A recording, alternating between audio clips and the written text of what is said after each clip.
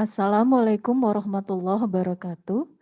Good morning, distinguished officials of the Ministry of Health, respected moderator and invited speakers. Ladies and gentlemen, in this beautiful morning, we welcome you all to attend this webinar hosted by the National Institute of Health Research and Development, Ministry of Health, Republic of Indonesia.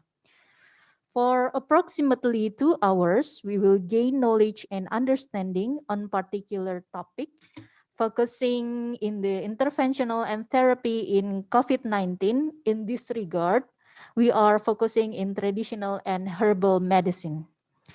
I would like to gently remind the audiences and participants to value respect and the courtesy at the most during our webinar sessions. And we would like to inform you that the link of the evaluations form will be given 15 minutes before the end of this webinar.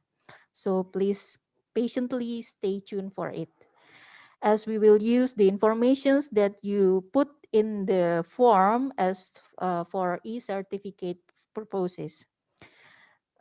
Without further ado, I would like to invite the Director for Center of Biomedic and Basic Health Research on the behalf of the Director General of NIHRD to deliver the welcome remarks and officially open this webinar. The distinguished Dr. Vivi Setiawati, Master of Biomedic, I would like to invite you to talk, and the audience is yours.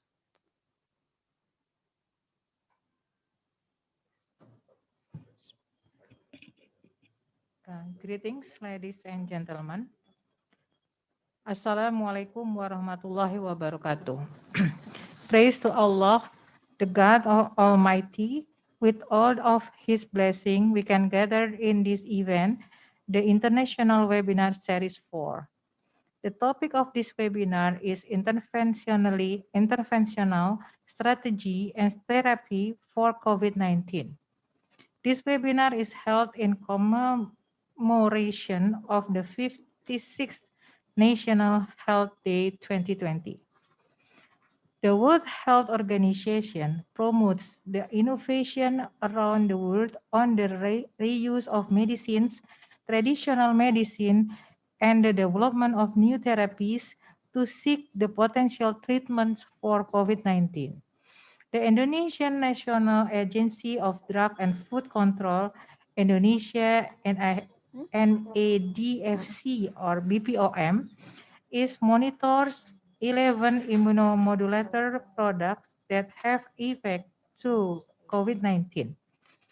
And it is already in the clinical trial phase. Its non-immune system can be improved by consuming jamu, Indonesian traditional medicine. Jamu traditional medicine is made of herbal material such as ginger, turmeric, galangal, cinnamon. And during the COVID-19 pandemic, it seems the demand of the jamu material is getting higher. Daily jamu consumption to fortify the body from COVID-19 is promoted by the President of the Republic of Indonesia. A group of scientist members of the National Research and Innovation Consortium are searching for immunomodulator candidates from the herbal products. With raw materials from native Indonesian medicinal plants, in this regard, NIHRD is involved in the collaborative research. This webinar aims to deliver the information on research results about intervention and therapy strategies for COVID-19, especially from medicinal plants or traditional medicines to audiences with the segmentation of researchers, lecturers, and students, local government, and public. Furthermore, they clarified the information about the use of medicinal plants or traditional medicine for COVID-19.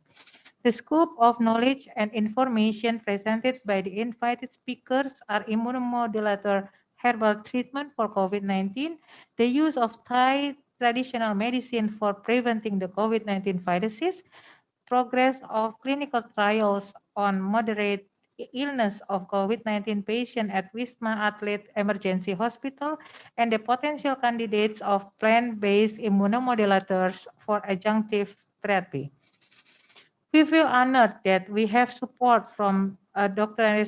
Henry Dwi Sampurno, our senior researchers in Indonesia, and NIHRD Ministry of Health as a moderator, and 4 outstanding speakers, Dr. Danang Ardiyanto from Research Center for Medicinal Plants and Traditional Medicines, Dr. Kwanchai Visithanon from Department of Thai Traditional and Alternative Medicine, Ministry of Public Health of Thailand, Dr. Masteria Yunovilsa Putra, a senior researcher of the Indonesian Institute of Science, and also Professor Dr. Ibrahim Jantan from Institute of System Biology, University Kebangsaan Malaysia.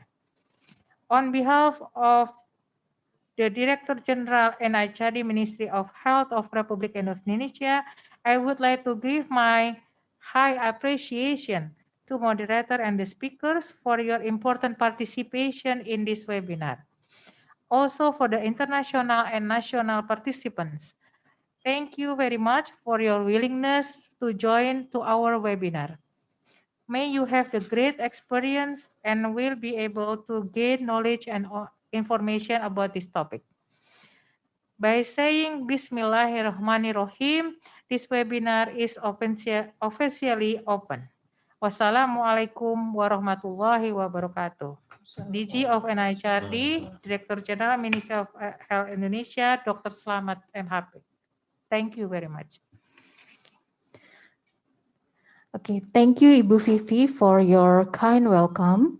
Audiences, in this webinar, we provide a translator or interpreter services. You can click or find it on your Zoom screen. Now, it's time for us to start the main session of this webinar. Our moderator this morning is Mr. Henry Dwi Sampurno. He is a senior researcher, also a Master of Pharmaceutical Science. He is a member of Scientific Board at the National Institute of Health Research and Development, Ministry of Health, Republic of Indonesia. So without further ado, I would like to invite Mr. Henry and pass this session to him. Pak Henry, please do so. Thank you. Thank you, Ibu Uli. The honorable speakers, ladies and gentlemen, Assalamualaikum warahmatullahi wabarakatuh. Good morning. First of all, I would like to welcome you all to this international webinar. The topic of this webinar is interventional strategy and therapy for COVID-19, particularly using traditional medicine or herbal medicine. I would also like to thank you all for finding time and joining to this webinar. Well, I will ask you one question to check if you can see and hear us well. Do you hear me well?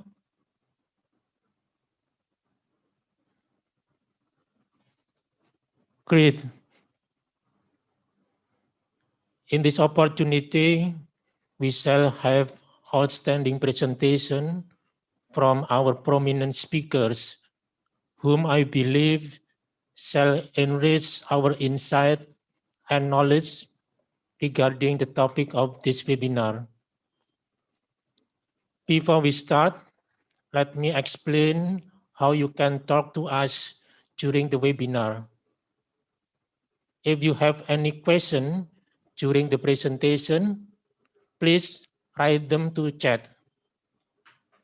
We will have a Q&A session at the end to answer your question. Well, ladies and gentlemen, I will invite our first speaker. Our first speaker is Dr. Danang Ardiyanto. Please show curriculum vitae or biography of Dr. Danang? Yeah. He is a researcher from Research and Development Center for Medicinal Plant and Traditional Medicine. His educational qualification: in 2001, he attained his Bachelor of Medicine from Gadjah Mada University, Yogyakarta. In 2003, he attained his Doctor of Medicine from Gadjah Mada University, Yogyakarta. Dr. Danang will deliver a presentation entitled Immunomodulator Herbs for COVID-19, a Positive Approach.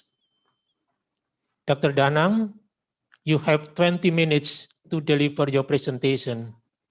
The time is yours.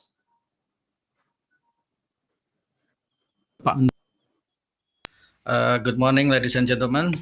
Assalamualaikum warahmatullahi wabarakatuh. Selamat pagi, sawadika, Om Swastiastu, salam kebajikan.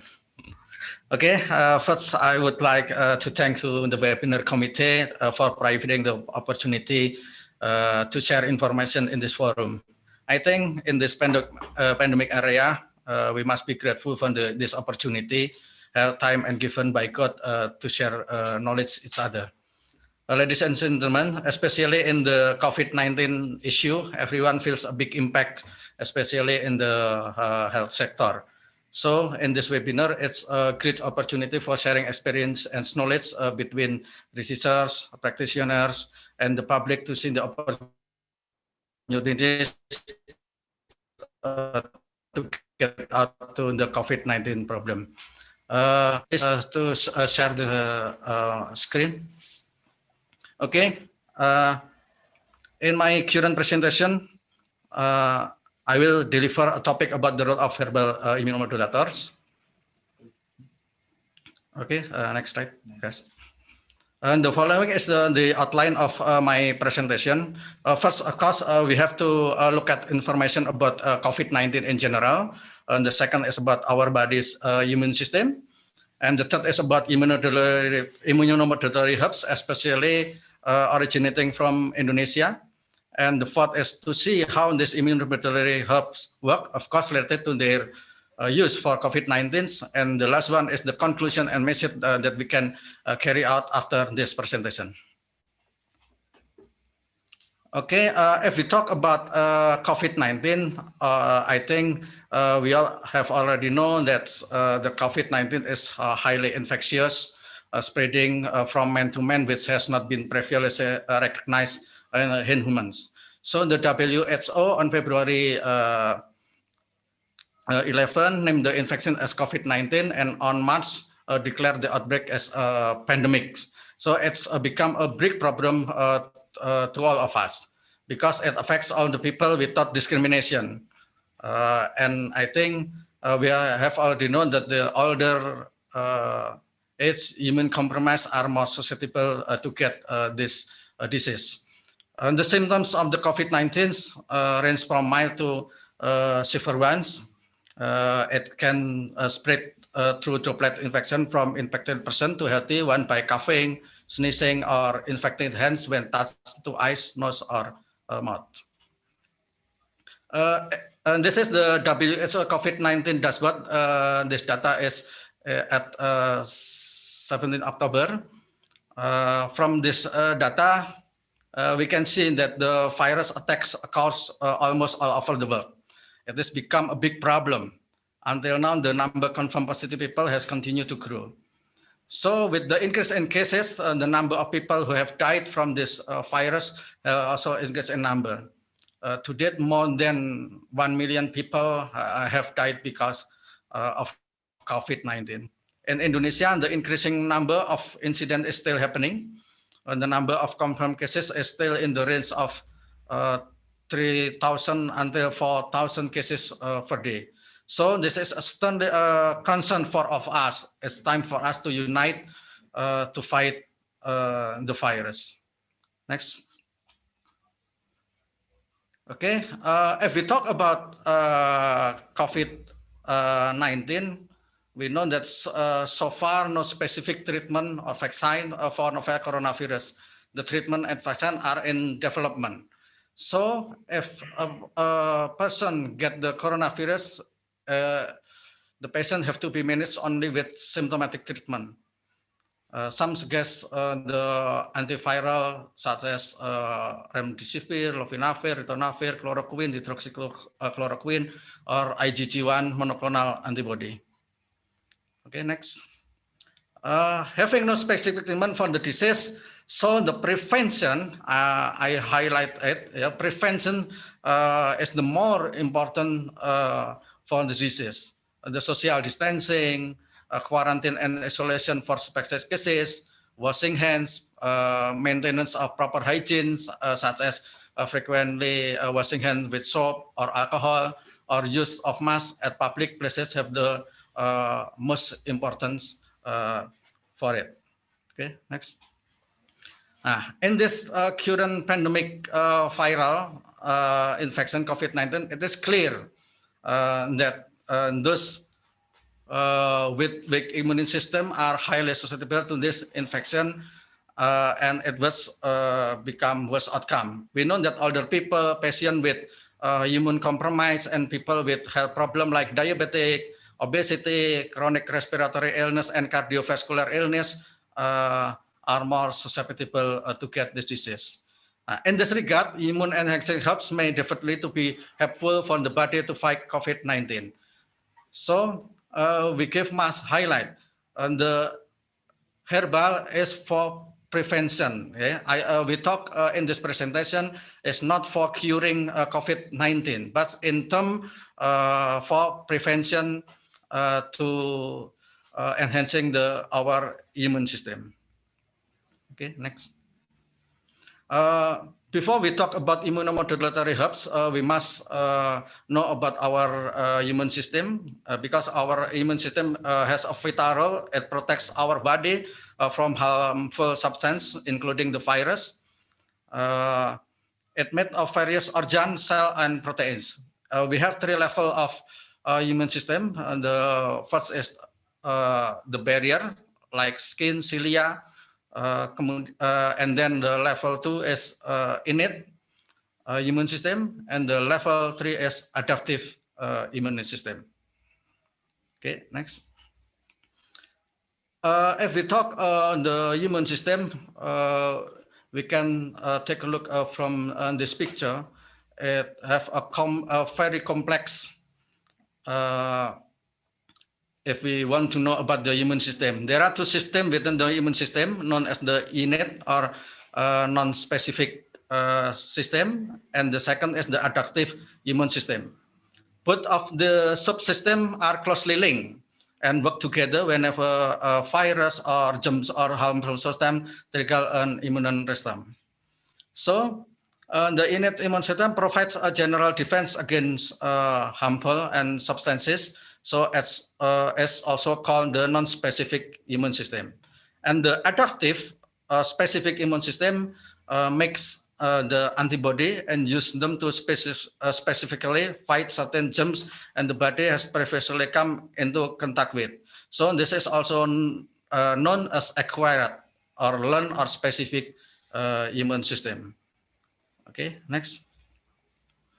This picture also shows the many cells involved and working together in our immune system. How does the body initially react when an infection occurs from outside, starting from the acute inflammatory process to the formation of the specific antibody?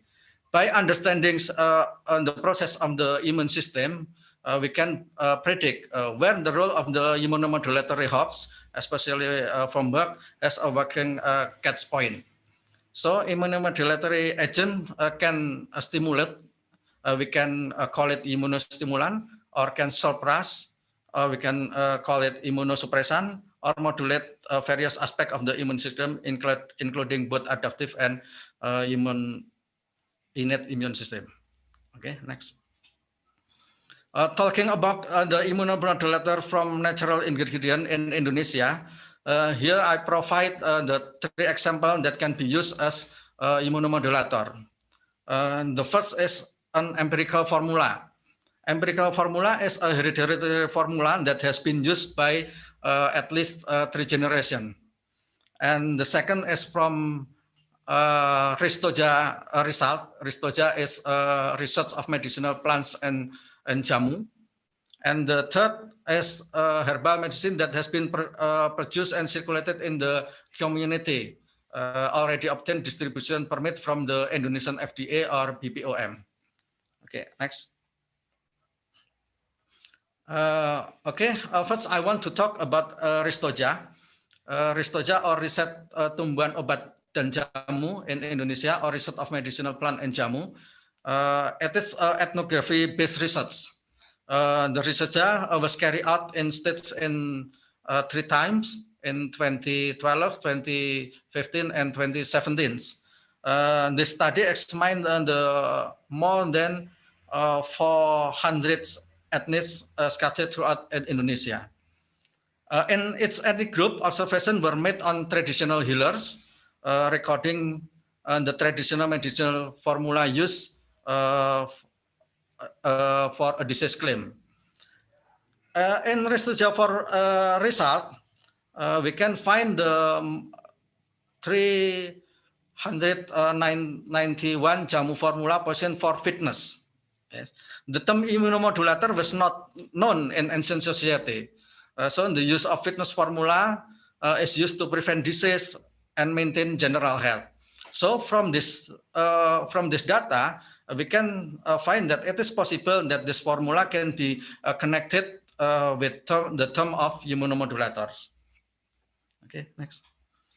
This is the Ristoja result. I will give the top 9 medicinal plant that use for the increasing the fitness. Number 1 is turmeric or curcuma longa.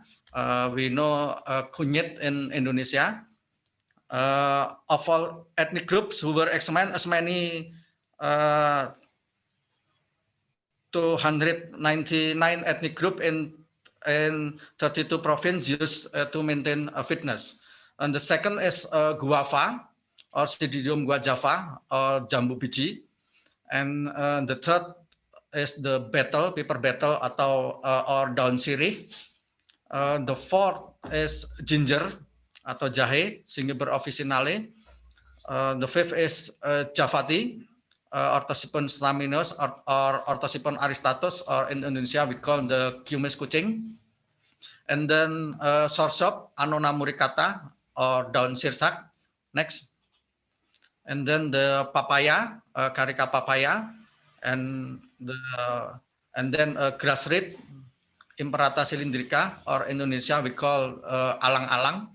And then noni, buah noni, or Indonesia we call mengkudu, Morinda citrifolia. All of this medicinal plant are used by the traditional healer in Indonesia. Okay, next. The second one is the empirical herbs. This is the example of the empirical herbs. As I said earlier, the empirical formula is a formula of herbal medicine that has existed in society as hereditary culture. So it is used in 3 generations. Empirical formula are usually fresh or dry ingredients that have not processed in a modern way. This is the composition of the herbal medicine for 1 day. For the example, the 5 grams of ginger, 4 grams of turmeric, 3 grams of meniran or Phyllanthus niruri. We have conducted the research in Jamu Research Center Hortus Medicus Clinic in Tawangmangu through this Jamu Scientific Institute program.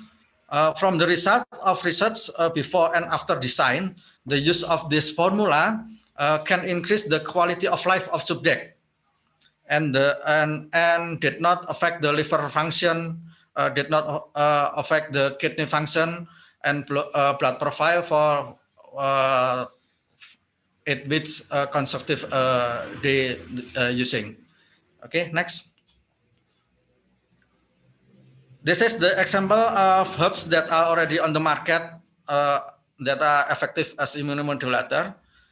The traditional medicine circulating in Indonesia must be registered and obtain a distribution permit from the Indonesian FDA or BPOM. TM products in circulation are classified into 3 groups, namely jamu, standardized herbs, and the phytopharmaca. The classification is based on efficacy claims, which are influenced by the history of the use and the standardization of raw material and the level of research that has been carried out. These figures on the side is just a few examples of existing TM products related to immunomodulator. Many product composition of medicinal plant use contains mostly of following plants: Phyllanthus niruri, Nigella sativa, Blumea balsamifera, Singiber officinale varubrum, Androcuparis paniculata, and Allium sativum. Next. The working of each medicinal plant that affects the immune system and acts as an immunomodulator is different for each plant. Immunomodulatory herbs can work on both the specific immune system and to the non-specific immune system. Here, the various way for the works of the herbs, maybe for antigen recognition and phagocytosis, for lymphocyte proliferation, for synthesis of antibodies, to release of mediator due to immune response, or to give the modification of tissue target response. Okay, now let's look at one by one how each medicinal plant acts as an immunomodulator agent. Okay, next. This is in Indonesia we call it meniran or leaf flower or Phyllanthus niruri. The component active of Phyllanthus niruri is phyllanthine, hypophyllanthine, niratrin, phyllanthrin, and so on. And specifically, Phyllanthus niruri activated neutrophil, macrophages, monocyte, and T and B lymphocyte. So it can activate phagocyte process by the neutrophil, then suggest an acceleration of the active eradication process, particularly of the extracellular pathogens. And it is also critical to note that in a study published over the past of 2 decades, no sign of toxicity or serious adverse reaction of Phyllanthus niruri have been reported. So the plant-derived extract were proven to be practically safe in any of the human and animal studies, both for acute or chronic use. Next.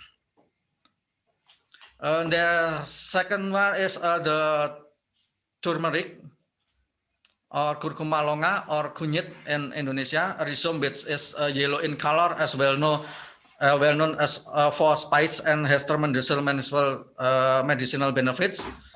Scientists have reported it to have anti-oxidant, immunomodulating agent, anti-inflammatory, antimicrobial, and anti-cancer activities. Turmeric suppress the TNF alpha and inhibited NF-kappa B. In this way, acts as a potent anti-inflammatory agent. We have already known that the problem in COVID-19 is cytokine storm. So maybe the turmeric can help to to protect the patient and COVID-19 from cytokine storm. An important ingredient of curcuma longa are curcumin, deoxycurcumin, and hexahydroxycurcumin. Okay, next. And then ginger. Ginger, it contains many bioactive ingredients like gingerol, singiberin, saugal, and hexahydroxycurcumin. According to the newer researches, ginger is having very high level of antioxidant that have reduced oxidative stress and inhibited superoxide production. It also has been reported having better effects against swine flu. So it is a big opportunity acid ginger can also we can use for the COVID-19 because swine flu also in human respiratory tract cell line. Okay, next. And then we can know about the jahe merah or red ginger or Zingiber officinale rubrum. It contains gingerol, salgal, and as an antioxidant. It's shown the antioxidant activity. Next. And that's black curcumin or Nigella sativa, or in Indonesia we call Jantan hitam. The active compound of the black cumin or Nigella sativa is thymocuine. It's the major phytochemical bioactive. It has been extensive studied by many researchers to give immunomodulation effect and anti-inflammation. And for the immunomodulation effect, they can increase the T lymphocyte proliferation and increasing the CD4 T cell activation, and then increasing the interferon gamma. It also have the anti-inflammation effects, reducing the COX, reducing the 5-LO, reducing the 5-HT, etc.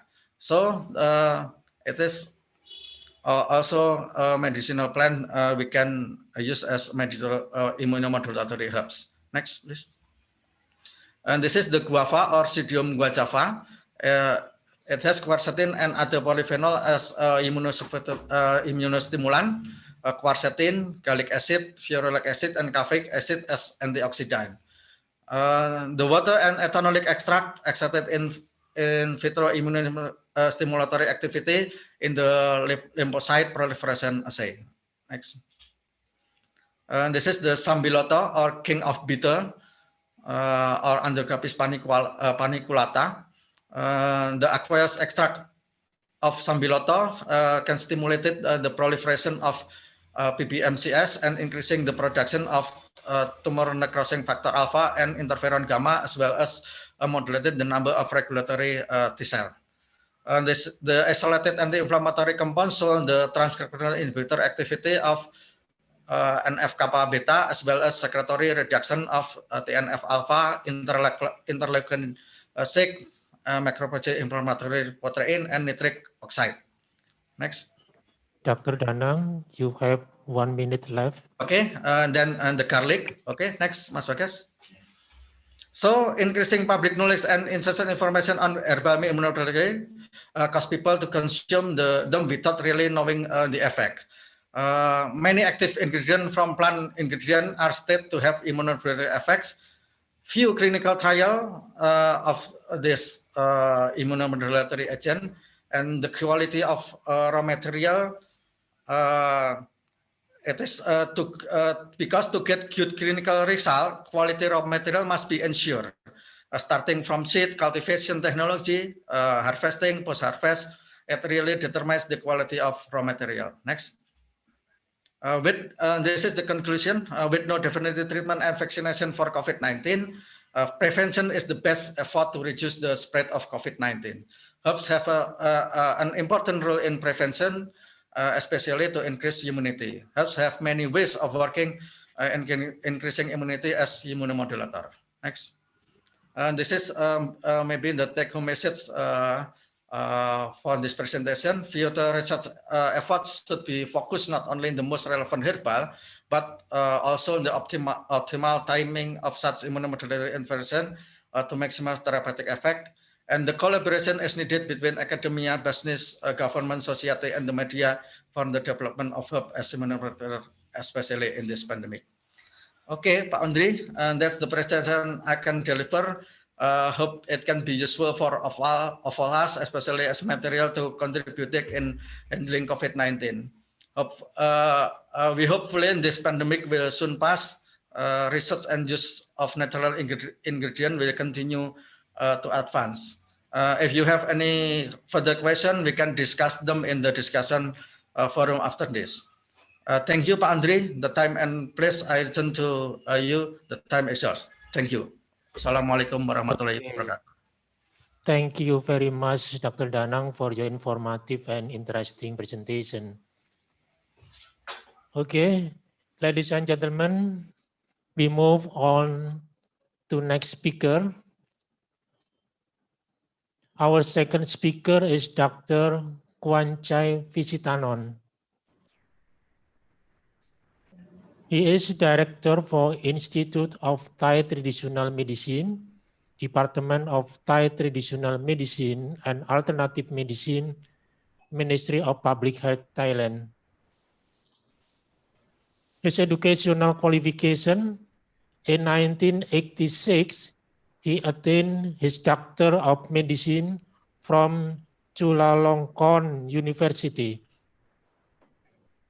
In 2001, he attained his Master of Arts, Human Resources in Health from Keele University, the United Kingdom.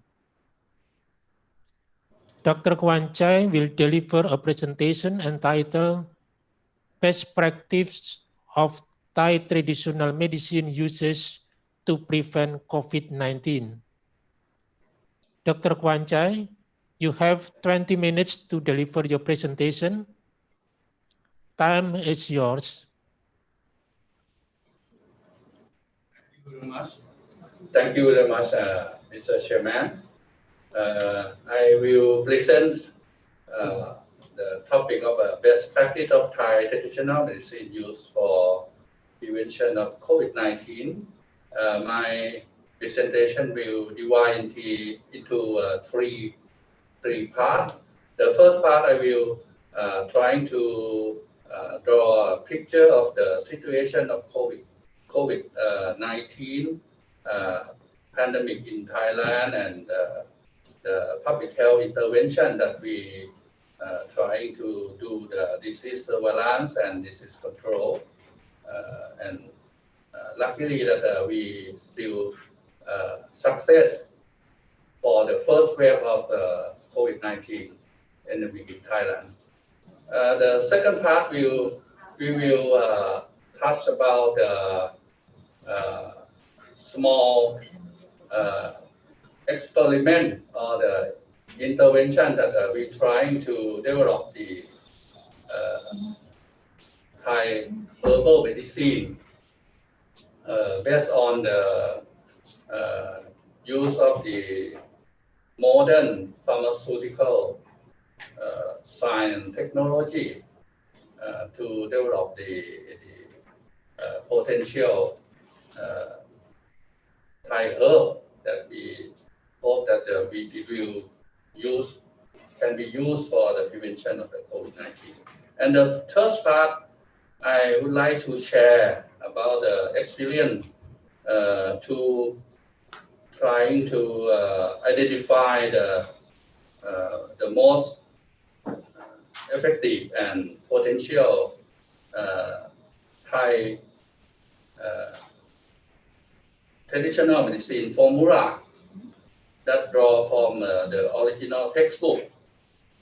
So first, I will touch about the COVID-19 situation in Thailand. Next slide, please.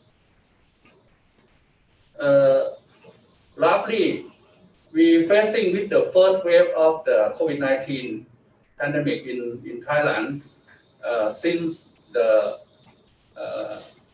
early of the after the New Year's. We identified the first case on the beginning of February, and after that the number of the patients increasing.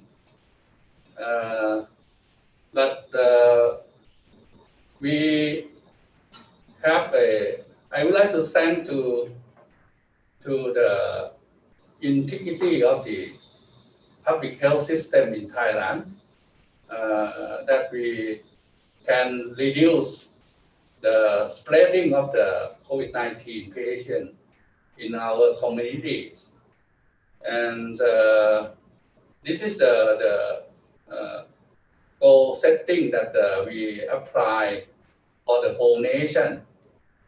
First is trying to reduce the channel spreading, and the second is to protect Thai population from the COVID-19. And goal number 3 is reduce the negative impact on the health and as well as the socio-economics of the nation. And right now, even we can control the first wave of COVID-19 pandemic in Thailand, but we still have to done a lot of economics intervention to boost up the situation on the economic impact in Thailand. Next, please. So this slide shows you that we have quite effective disease surveillance system, as well as the measurement that we apply for the disease control and the quarantine system. So at the point of the entry, because the COVID-19 is a pandemic or the endemic disease that come from outside of the country, we identify that the first case is come from China, and after that still have some cases, imported cases from European country like Italy or the United Kingdom as well. So we trying to place the disease surveillance system and the screening at the point of entry, such as international airport, and as well as the land immigration port and sea port as well.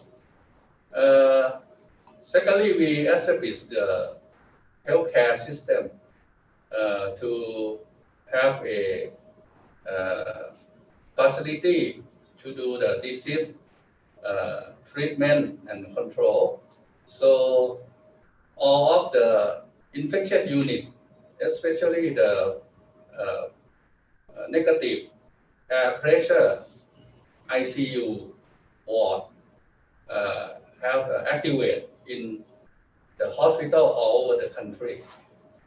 And last but not least, but I would like to address that the most effective measurement that we can use for the control of the COVID-19 in Thailand is about the cooperation of the community and the whole population.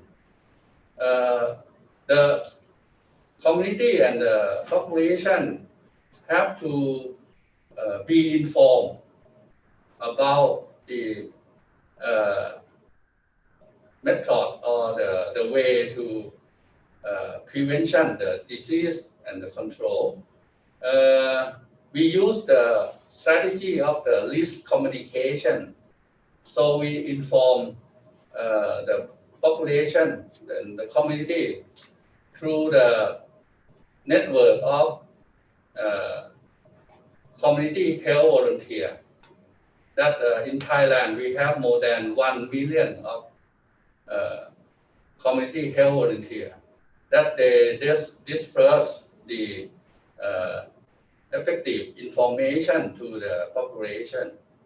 So this is my conclusion about the situation and the prevention measurement that we apply for the first wave of the COVID-19 in Thailand.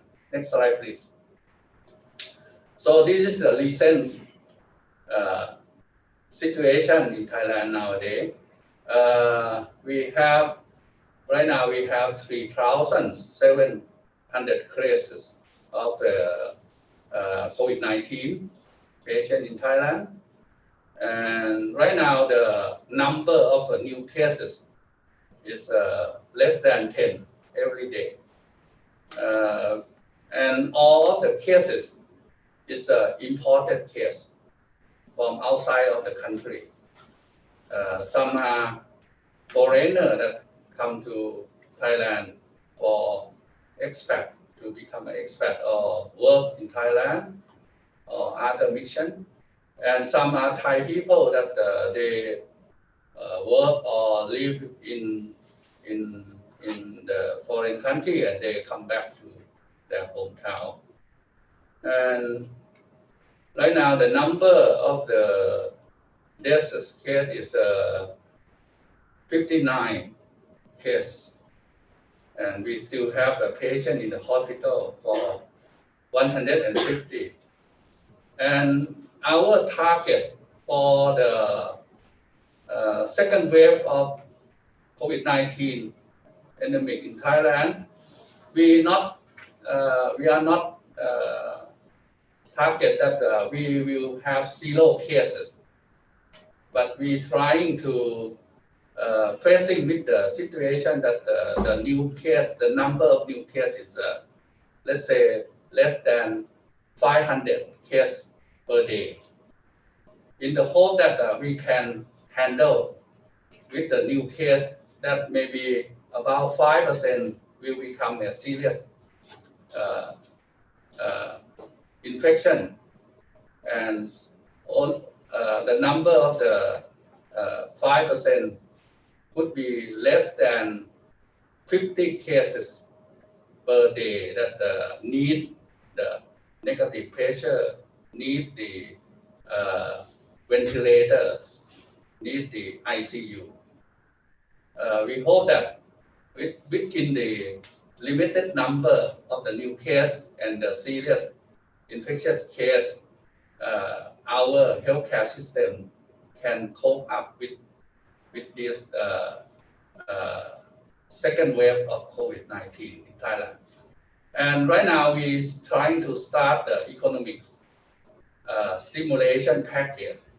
So we will open for the tourists, foreigner tourists to enter to Thailand, and trying to control the situation, not to have more than 500 cases of new cases per day.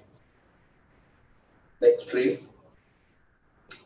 And some good news, during the past week, our minister, Kun Anuthin Chanvirakul, have signed with the partnership, the collaboration with the Oxford University, as well as the AstraZeneca, the pharmaceutical company who developed a new vaccine for COVID-19, in the hope that we will get the right to receive the technology transfer from the AstraZeneca and the Oxford University to produce and distribute the COVID-19 vaccine for Thai population as well as to the ASEAN member state people. Next, please. For the development of the Thai herbal medicine for the prevention and cure of the COVID-19. In Thailand, we realized that we categorize the herbal medicine into 2 groups. The first group is a single herb that we trying to apply the modern pharmaceutical science and technology to develop the herbal medicine that our colleague from Indonesia have elaborated already in detail. So we found that the many Thai herbs and very common with the Indonesia, that we also have endocaphalide, we also have the ginger, we also have many herbs, because we are on the same location in the tropical zone. So the herb is very common between Indonesia, Malaysia, and Thailand. But to apply the modern pharmaceutical science technology, as well as develop the herbal medicine to become something like a new drug or a modern medicine drug is quite very expensive and took a long time to develop a new drug. I have read the report of the National Institute of Health from the United States. They took nearly 15 years to develop one single new drug from chemical or from the single herb. So there are another way to develop a Thai herbal medicine. So we apply the concept of the knowledge management in Thai traditional medicine. Because the World Health Organization already have the guideline that the herbal medicine that we use by reference from the traditional knowledge. World Health Organization recognize the herbal medicine that we use from the traditional knowledge as they have a long history of usage of the medicine. If the Excuse me, Dr. Kwanchai. Yes. You have 5 minutes left. Okay, thank you. So, to be short, the way that we apply the concept of knowledge management in Thai traditional medicine, we do first is do the literature review. So we review on the old inscription, ancient textbook, and then we identify that is authentication or not by do the panel discussion or the interview with the practitioner or expert. And then we trying to develop the standardization of the herbal formula as well as the intervention that the curative or the intervention that we use.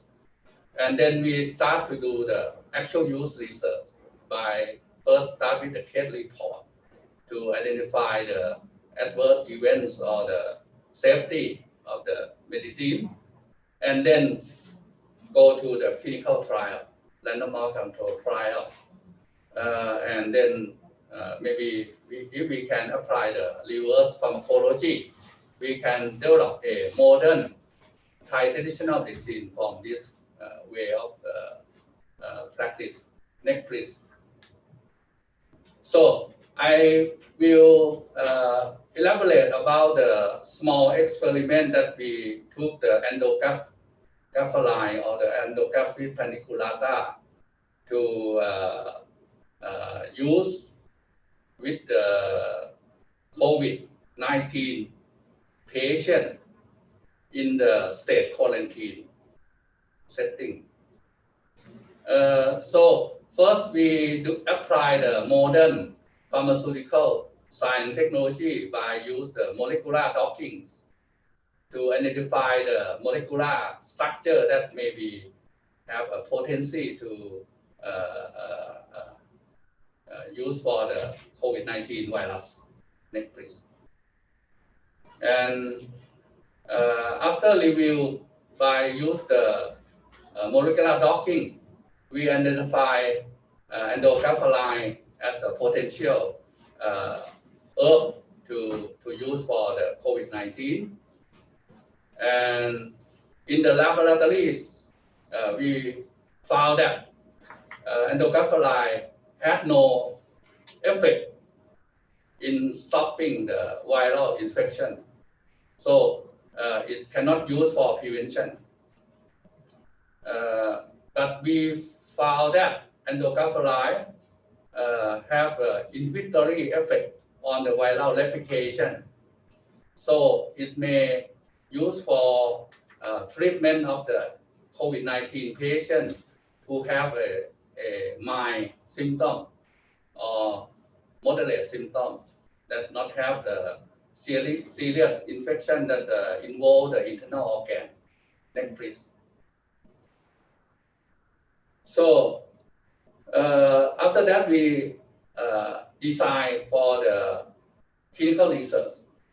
So we use the standard diet treatment plus the endocapsulide paniculata extract. And another, we have two concentration of the endocapsulide extract that we use for this small clinical trial. The first is 180 milligram per day for 5 days. And for the high dose, is, we use 300 milligram per day for 3 days. And we monitor the symptom of the COVID-19, and we use the rapid test PCR and viral load for evaluate the results, as well as we monitor the adverse drug reaction as well. Next, please. So that is objective. Please, next, please. And we use the standardized endocapsulide extract that already have in the market, in the commercial.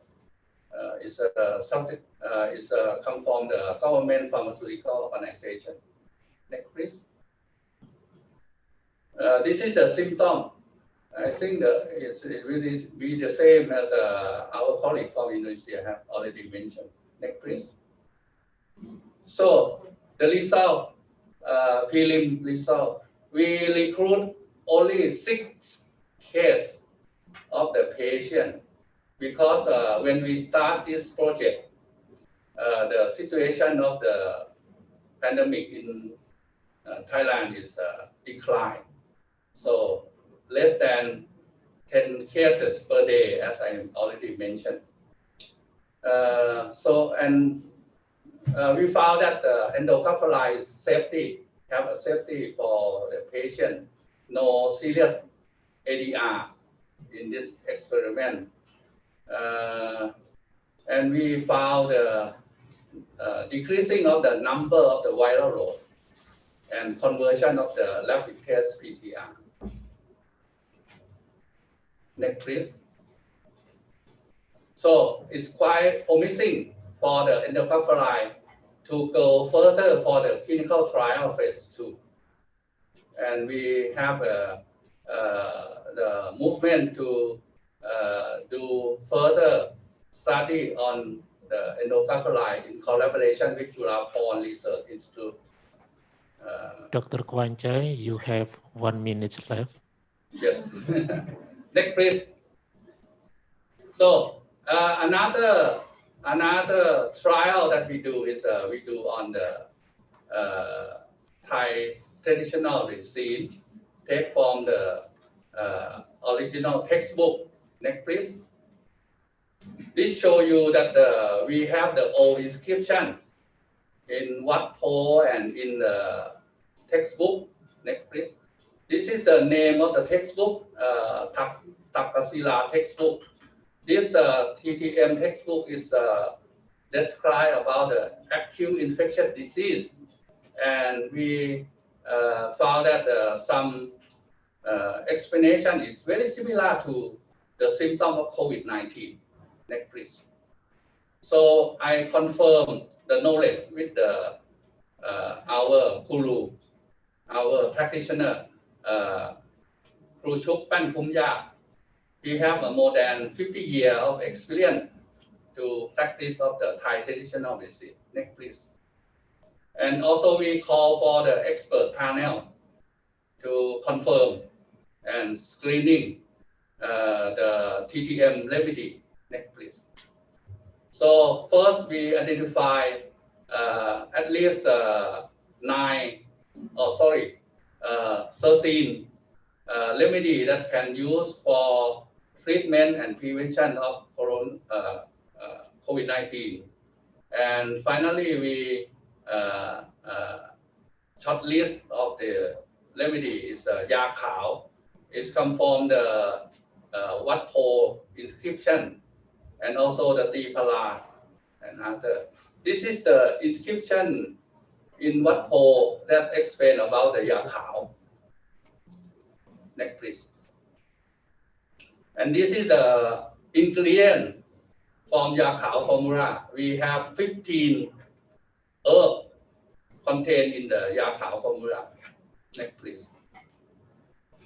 And after that, we develop a educational program through the online to explain the way that we apply the Thai herb for prevention and the treatment as well. Next, please. And this is the way that we use Ya Khao and other Thai herb for treatment and prevention to take care the people who contained in the state quarantine. This is a picture shown in Buriram, and this is the list of the TTM clinic that distribute the Ya Khao during the first wave of pandemic of COVID-19 in Thailand. Next, please. So we distribute Ya Khao for about 5,120 cases. Next, please. And preliminary report, we found that Ya Khao and other Thai traditional medicine are quite safe. The adverse drug reaction less than 0.5%, and all of the 5,120 cases that received the Ya Khao, no report that have got the infection with the COVID-19. Next, please. So that is about a small intervention that we're trying to take effort on the first wave of COVID-19 infection in Thailand. Thank you. Thank you very much, Dr. Kwanchai, for your informative and interesting presentation. Ladies and gentlemen, we move on to the next speaker. Our third speaker is Dr. Masteria Yunovilsa Putra. He is Head of Group Discovery and Development at Research Center for Biotechnology, Indonesian Institute of Sciences. His educational qualification: in 2007, he attained his Bachelor of Science degree in chemistry from Andalas University, Padang. In 2009, he attained his master degree in tropical marine biodiversity and bioactive molecules from Università Politecnica delle Marche, Ancona, Italy.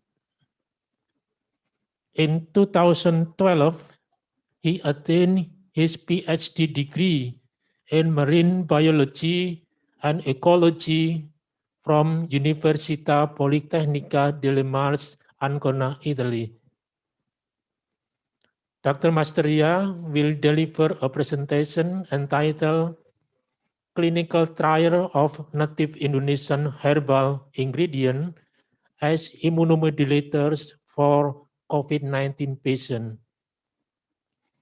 Dr. Masteria, you have 20 minutes to deliver your presentation. The time is yours. Thank you very much, Pa Andre. First of all, I would like to thanks to all of the organizing committee already invite me for this nice seminar. So I will start my presentations now.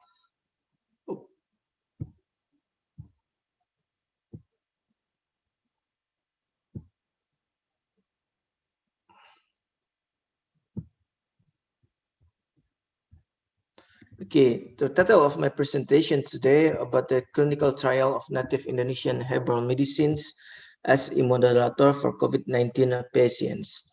So as we know that the COVID-19 is the corona disease 2009 came from the virus name of SARS-CoV-2, or we call it also 2019 nCoV. And this is the global pandemic since March 2020, and now almost the 35 million positive confirmed for COVID-19, and Indonesia right now I think more than 300,000 positive COVID-19. So this is a global pandemic that we have to find the solutions. So I think one of the solutions for the COVID-19, we use the ingredients from the native plants of herbal medicines. So we know that the SARS-CoV-2 is the member of beta coronavirus that's causing the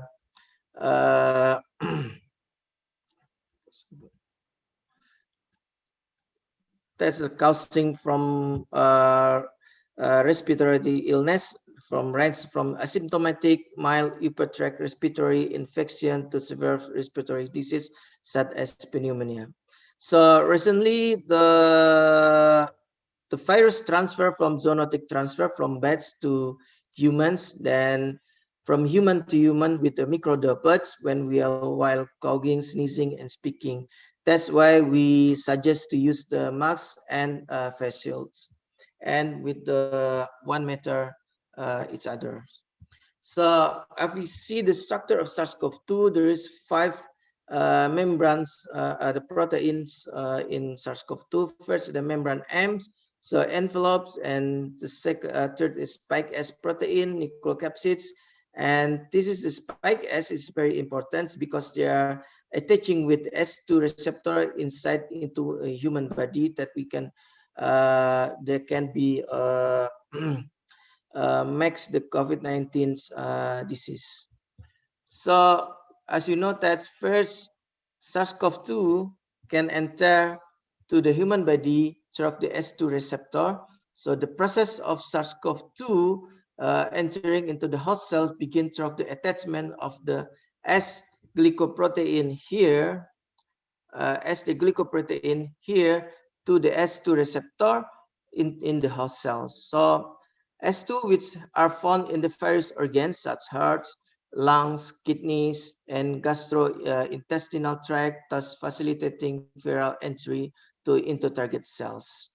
So right now, we still don't find the specific treatment or the specific drugs for the COVID-19. So first, vaccines still under development and testing. I think only 6 vaccines right now in the first clinical trial 3. And drugs, several clinical trial, also the solidity clinical trial like antivirals or remdesivir, chloroquine, lopinavir, ritonavir. And also right now there is one company in Spain named PharmaMars developed from the compound from the marine tunicate. They called the compounds named Aplikov, and already also began the clinical trial phase 3 for the COVID-19. So then the other is immuno-based therapy using the convalescent plasma, then immunomodulator. And they also adjuvant therapies such as vitamin supplementation and antibiotics. So why we use the herbal medicine for COVID-19? So first, maybe people will use the herbal medicine for the COVID-19 to improve the immune system. That's really important. So in Indonesia, we have several, that's the first speaker already mentioned several herbal medicine from Indonesia that use for immunomodulator, and some of them are already in the markets.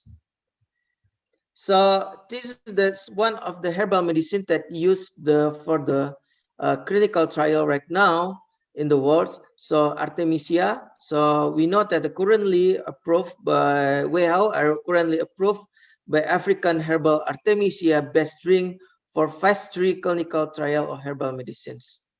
And also the ethanolic extract from this Artemisia reported has immunomodulatory effect through cytokine productions. And we know that the Artemisia is the plant using for anti-malaria drug. Then also have the some of specific pharmacological activities such as antimicrobial, antiviral, anti-inflammatory activities. So this is really interesting right now, Echinacea purpurea. So Echinacea purpurea show inhibitory activity in MERS-CoV, SARS-CoV-2 also, and other viruses such as influenza, herpes, and rhinovirus. This publication already 1 month ago from the Swiss laboratory in Swiss that they saw that Echinacea extract inhibited the SARS-CoV virus. Then they use this Echinacea right now in Swiss, and he suggests people using the Echinacea extract to develop for potential treatment of herbal nebulination for COVID-19, also for prevention and also for such as immunomodulator for the patient positive with COVID-19. And right now, Indonesia, that's the speaker number 1, also mentioned before, we have several herbal medicine in Indonesia. This is, for example, curcumins, isolated from the curcuma, so the antiviral activity, and also with the such as variety of virus at hepatitis B, C, HIV, and RSF. And also we know that from the citrus, they have the active compound named asperidins, and based on the molecular docking analysis, they have strong affinity to SARS-CoV-2 receptor. And also from the molecular docking, also we have the lengkuas called in Indonesia, and Latin name Alpinia galanga. They have this organisms name the compound of galangins, and based on the molecular docking, this galangin also show strong affinity to SARS-CoV-2 receptor. So what we use the drugs in Indonesia, as we know that's Indonesia, we call it FDA in Indonesia, Food Drugs Association in Indonesia, we call it BPOM in Indonesia, classifies the traditional medicine in Indonesia in 3 groups. We call it traditional jamu, then standard research herbal medicine or OHT. This is based on the clinical studies, and we call it a phytopharmaca based on the clinical and the clinical studies.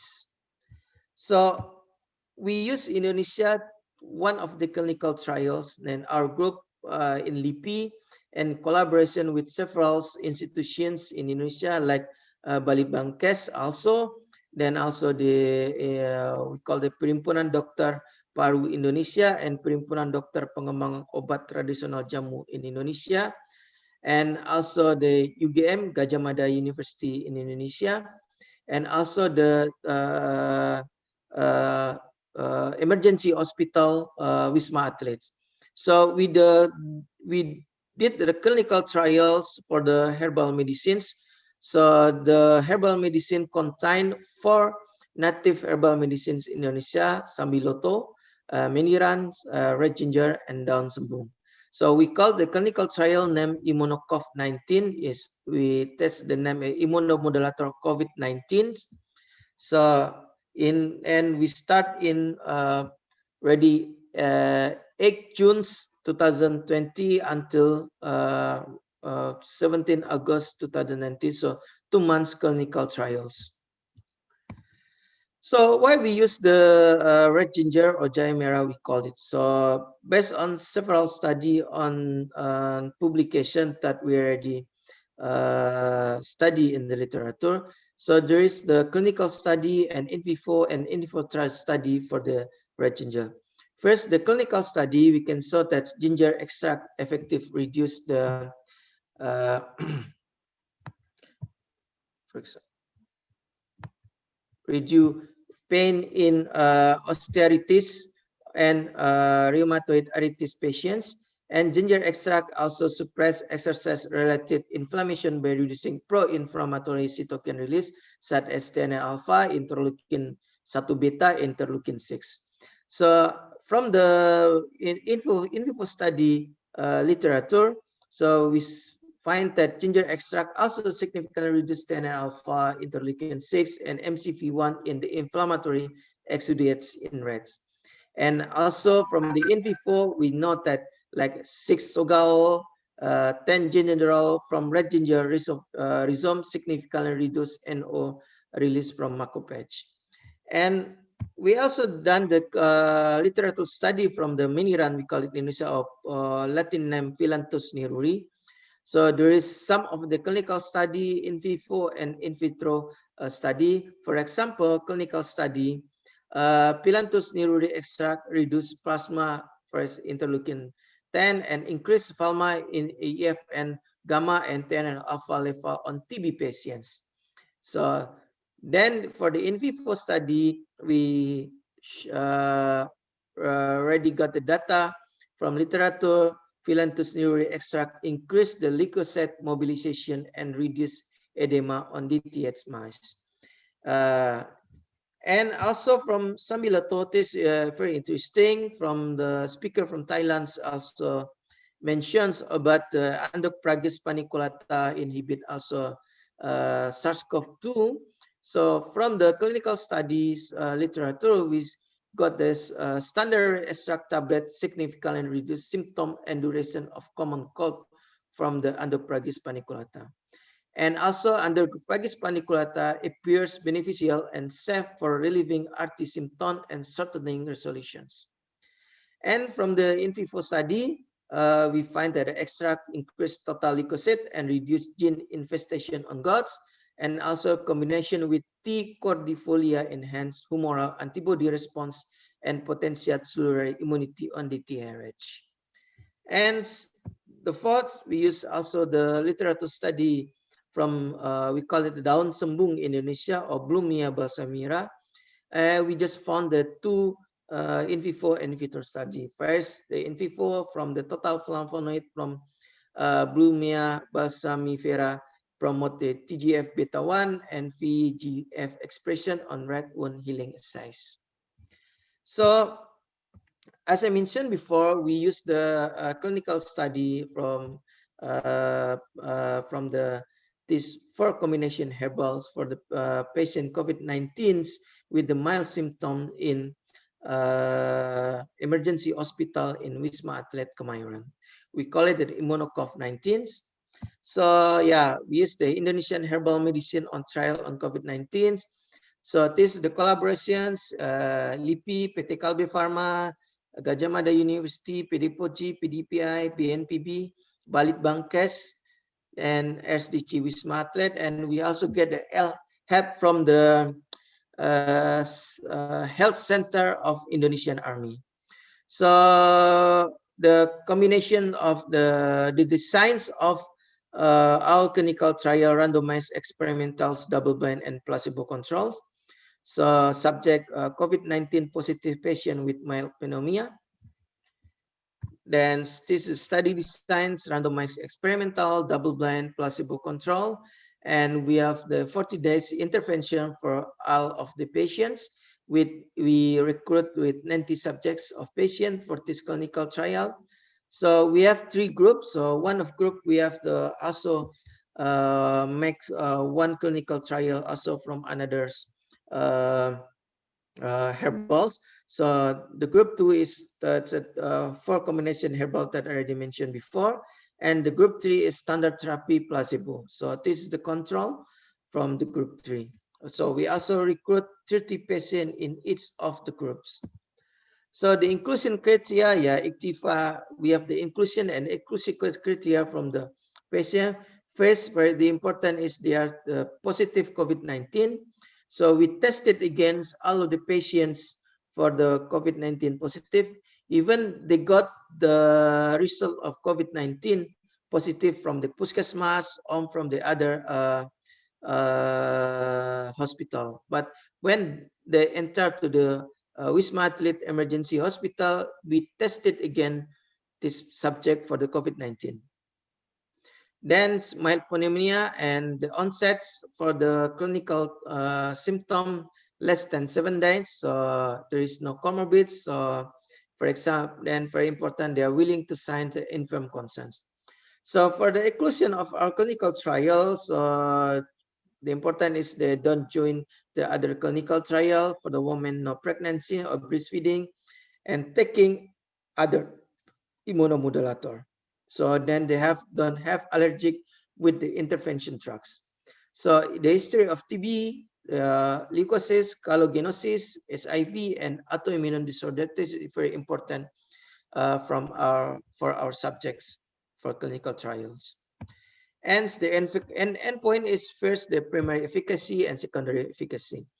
First, time to improvement or recovery non-specific symptomatic.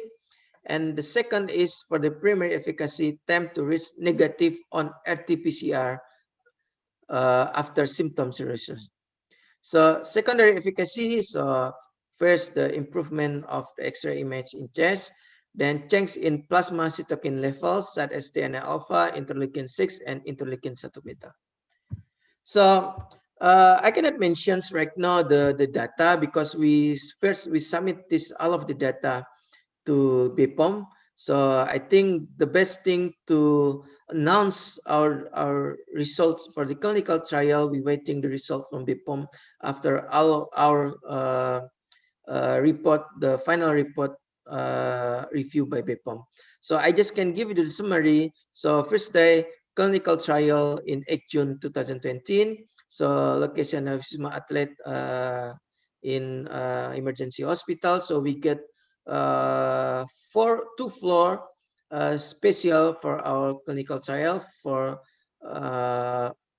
then we screening almost 100. We screening 153 patients. So but we got enrolled patient only 19 subjects. So most of them fail of the screening because of the first the negative for the COVID-19. Also we have it. Then also they don't get good the clinical the result laboratory result for the for example bloods and hearts and the others.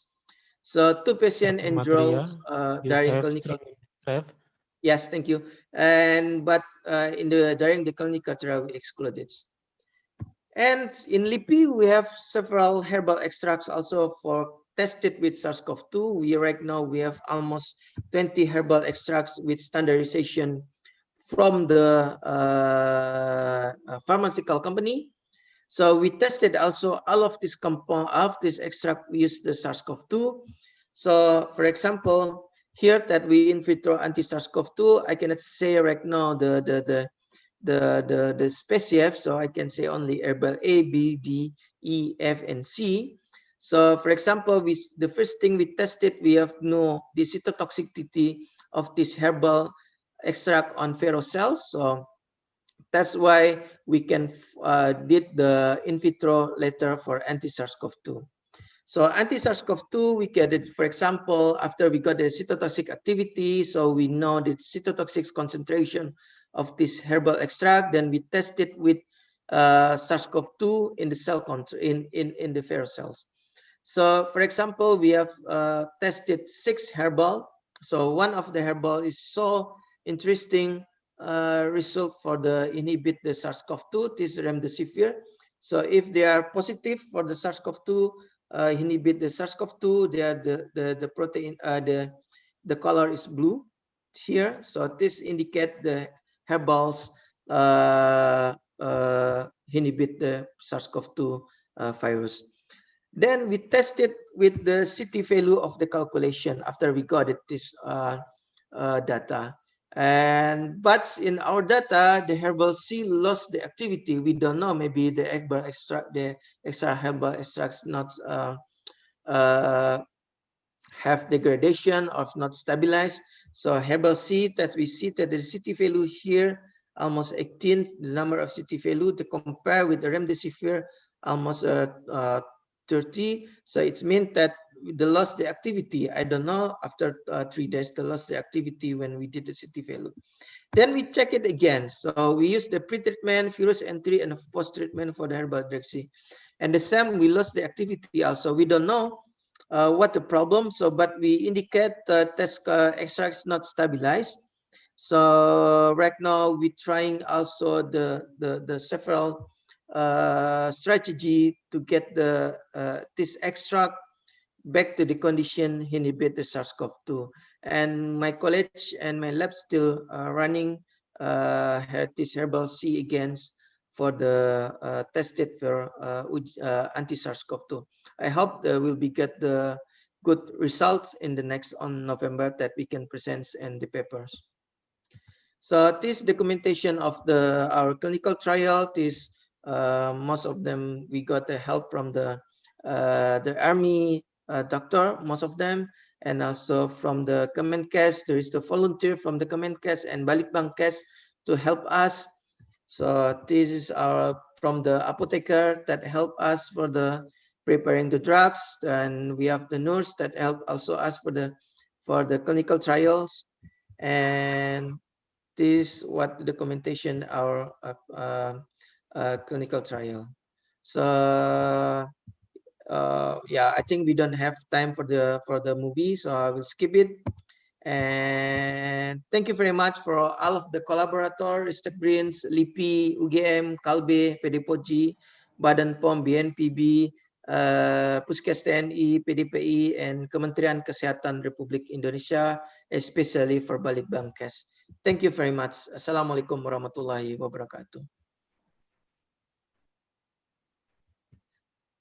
Waalaikumsalam warahmatullahi wabarakatuh.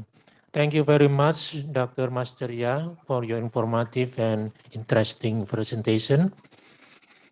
Ladies and gentlemen, our last but definitely not least, now our speaker is Professor Dr. Ibrahim Jantan. He is a professor from Institute of System Biology in Biosis, University Kebangsaan Malaysia.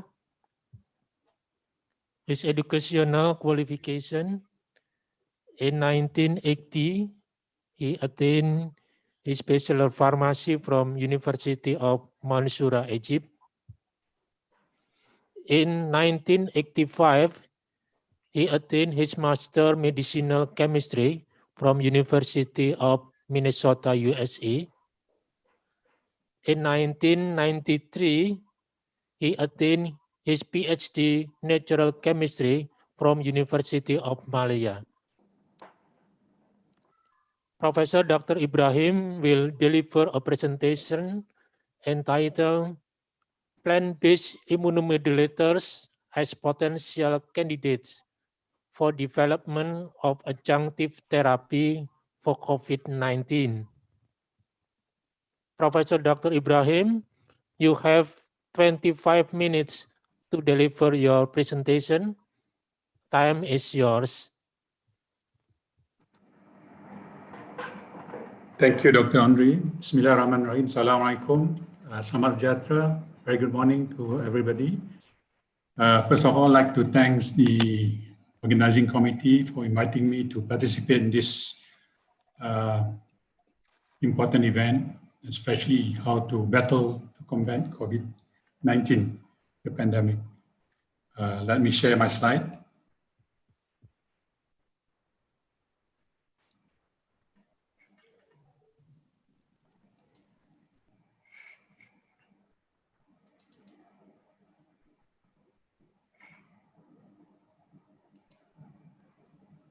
Okay, can you see my slide now?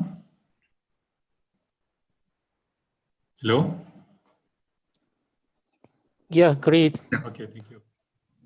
Okay, I'd like to share my thoughts based on my understanding on this, how to battle or combat COVID-19 using plant-based materials.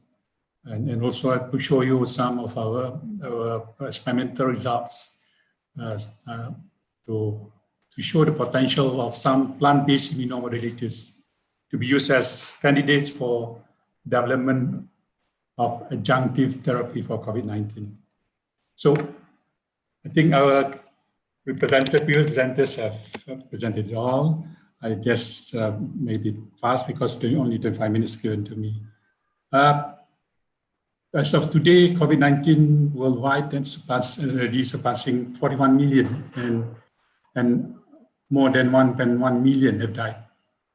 Currently, as mentioned, no drugs or vaccines have been licensed for treatment or prevention of COVID-19.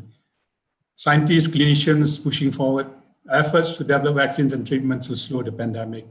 The race is on to develop a vaccine and discover wonder drug to treat COVID-19 faster than ever before. But it's too late to wait using the contemporary approach. If you use the drug discovery development pipeline that's been used in the big pharma, pharmaceutical company research, is maybe more will die.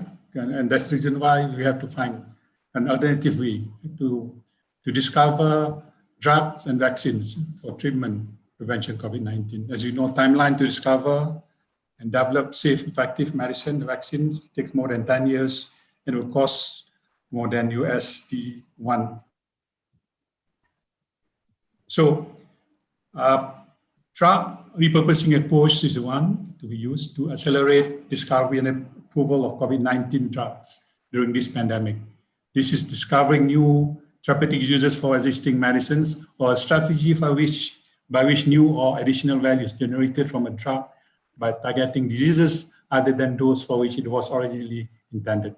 So at the present moment, the COVID-19 drug therapy, people are trying to use several antimalarial, antiviral agents, initially being used for other purposes, and they are being used now under clinical trial and also compassionate use, or we call it emergency use. This is based just on their in vitro activity against the virus, and also based on limited clinical experience. So not much clinical data has been produced on this. So efficacy has not been established yet, and no specific therapies has been approved by WHO and FDA for this virus. So they have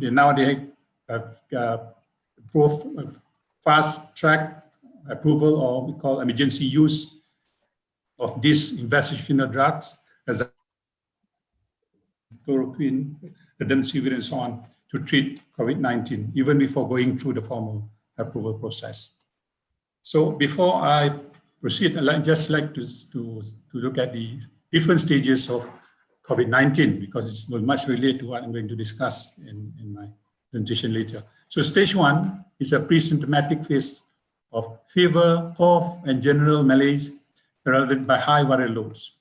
So stage 2 is followed by viral pneumonia, especially involve the lower respiratory tract. So while the viral loads in the upper respiratory tract decrease exponentially.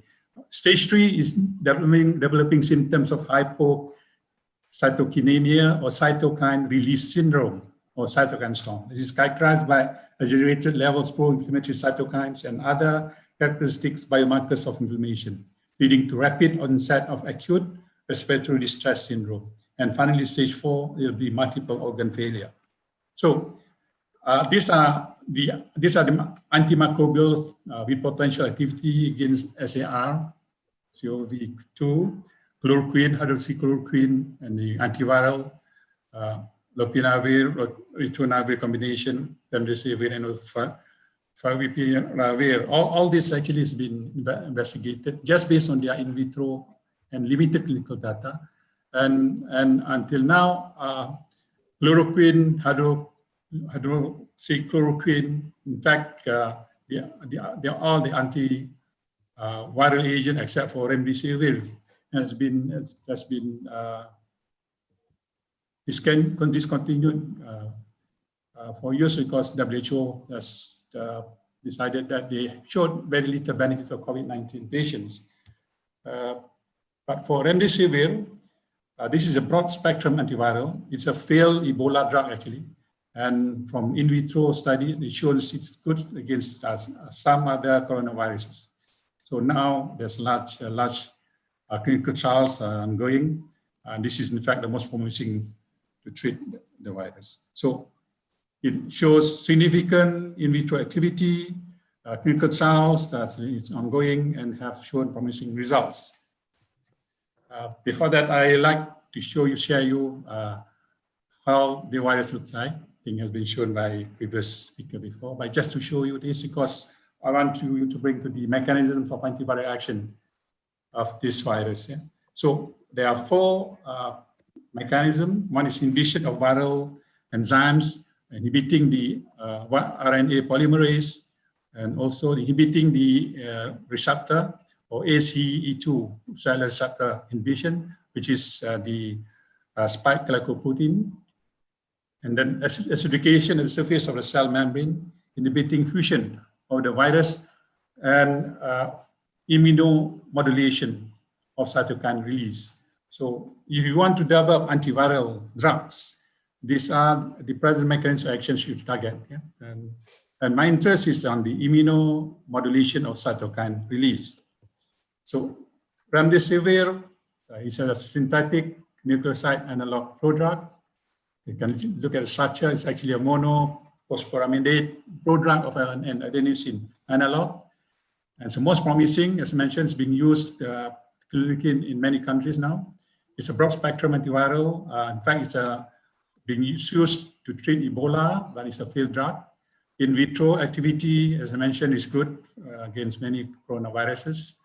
And mechanism, it allows intracellular delivery of GS 441524 monophosphate and subsequent biotransformation into GS 441524 triphosphate.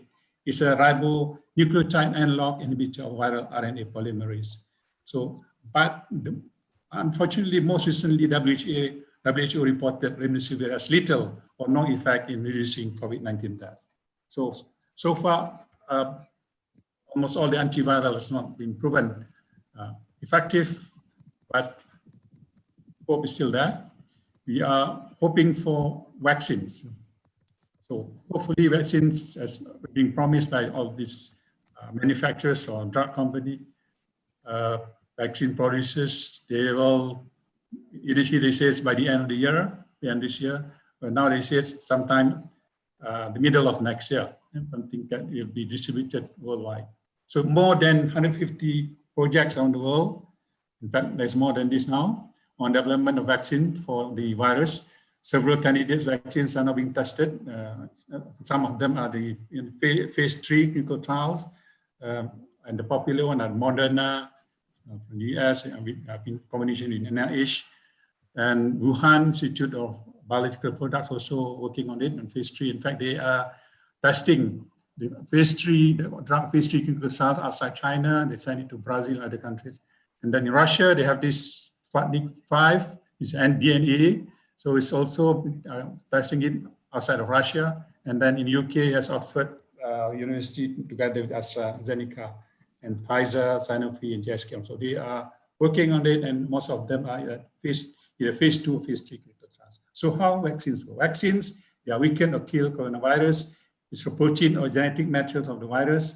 They induce production of neutralizing antibodies by B cells, yeah?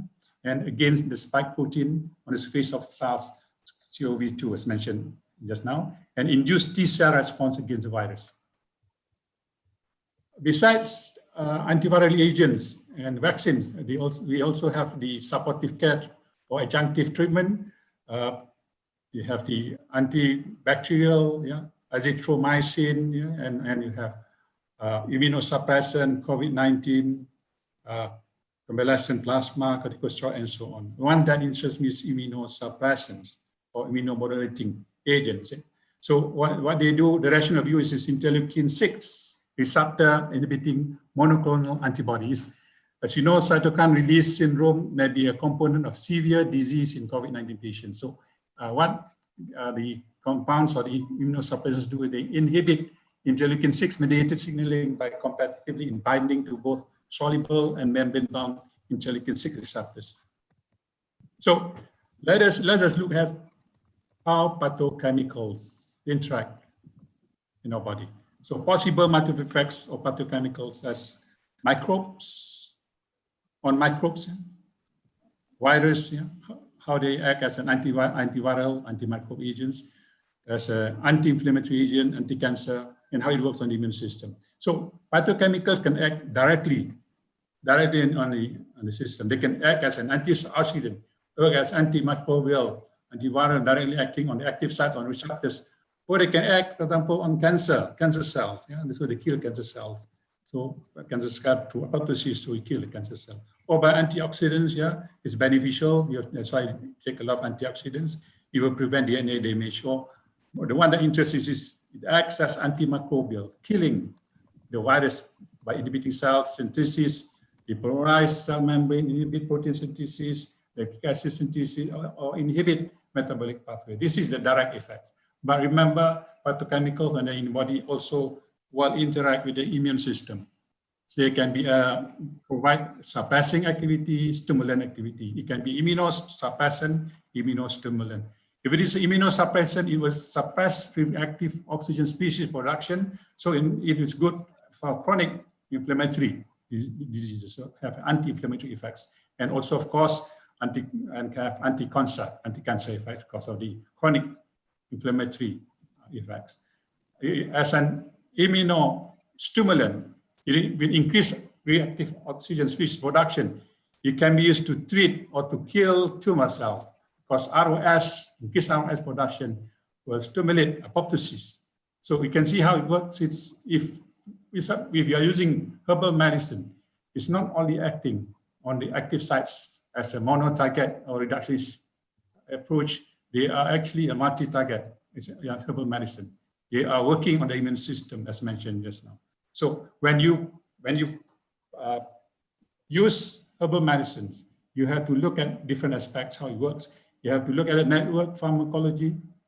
Yeah, you have to look at how the phytochemical work on many pathways, on the signaling pathways in the body, to know how it works in the body to see the effects. So herbal remedies to battle COVID-19, can they do that?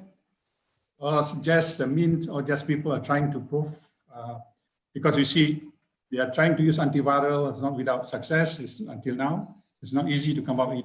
I'm not being pessimistic, but the question is whether there is an opportunity to do that. So you look at herbal medicine, it can be an antiviral, as mentioned just now, possible mechanism of action. They can inhibit the RNA polymerase, they can inhibit the AC2 receptor, they can acidify, reduce the pH surface of the cell membrane, prevent the virus from fusion or entering the cell, or act as an immunostimulant, or act as immunosuppressant. Immunostimulant to boost the immune system, stimulate phagocytosis leading to respiratory bursts, ROS production, increased production of ROS molecules that are antimicrobial, antiviral, as shown in the diagram before. This is prevention against viral infection, or as immunostimulant, yeah, down-regulate inflammatory responses and reduce the cytokine storm or the excessive cytokine production or the hypocytokinemia associated with respiratory viral infection, stage 3, as I showed just now, as an adjuvant to treat COVID-19. So research, because COVID-19 is new, there's not much work being done yet. And most of the work that's been published in the literature are on predictive in silico studies on antiviral activity of the herbal extract, also their pure compounds against the virus. So, for example, prediction on efficacy of leucuritin in leucurized extract used in traditional Chinese medicine to treat COVID-19. They are using the artificial intelligence system to predict. And in China, in fact, the traditional Chinese medicine has been given to more than 90% of COVID-19 patients as part of their treatment, but there are no evidence to prove its efficacy yet. Not enough evidence from randomized control clinical trial. In fact, traditional Chinese medicine use is not a part of the public hospital system yet. So identification of potent COVID-19 main protease or MyPro inhibitors from natural polyphenol. This is a paper published recently. This is an in silico study to reveal several of the polyphenols as mentioned here. Hesperidine, as shown by previous speaker just now, routine, apine, because they can be used and found to be more effective in killing COVID-19 compared to positive control nalfinavir. So Immunomodulatory therapy in COVID-19. When you say immunomodulatory, you have to mention specifically whether it's stimulant or inhibitory, because they are different. The effects are different, and they are related. For example, if the effect is anti-inflammatory, it's really very much correlated to immunosuppression. Yeah? So, of course, due to the presence of many compounds in the herbal extracts, some of the compounds may be stimulating, some may be inhibiting. So the net effects may be immunostimulating or immunoinhibitory.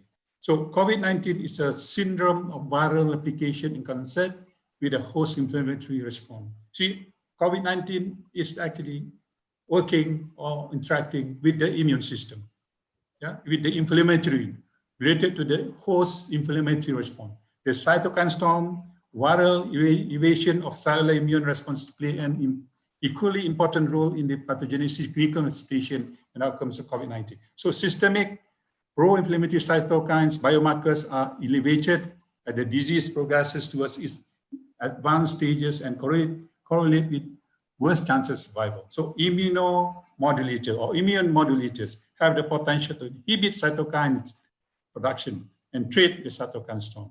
So specific immunomodulators include the anti-cytokines, the Janus kinase or JAK inhibitors, anti-TNF alpha, the granulocyte macrophage colony stimulating factors, and the convalescence plasma.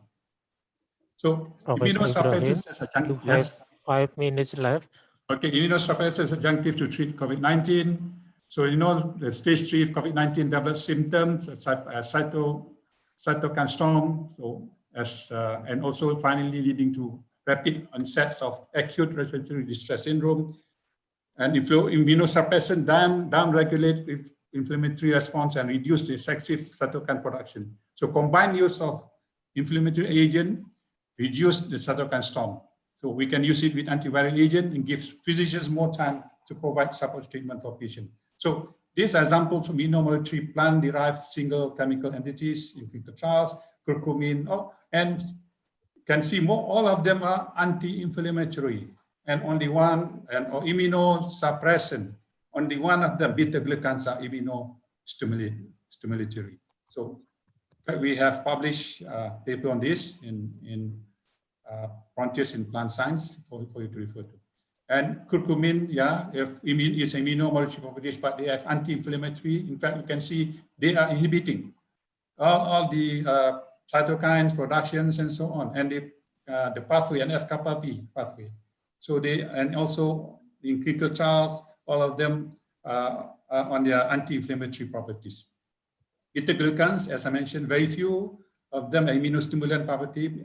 Beta-glucans, it's a beta polymer of D-glucose molecules, such as zymosan, laminarin, and so on, stimulate the immune system, okay, and induce production of pro-inflammatory cytokines. So they are actually promoting production of the pro-inflammatory markers.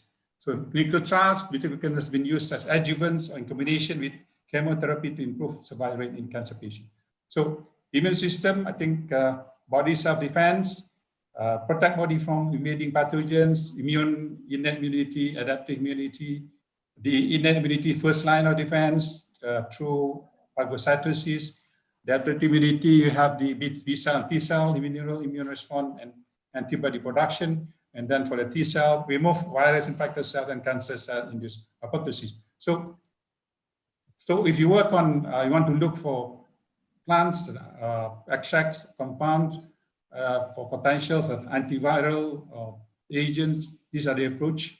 The immunomodulating effects of plant extracts and compounds based on their selective activities on different components of the immune system. You can work on the phagocytosis activities, modulation signaling pathways, specific action of immune cell, effector mechanisms in immune responses, nitric oxide reactive species production, and secretions of pro and anti-inflammatory cytokines. These are the phagocytosis activities.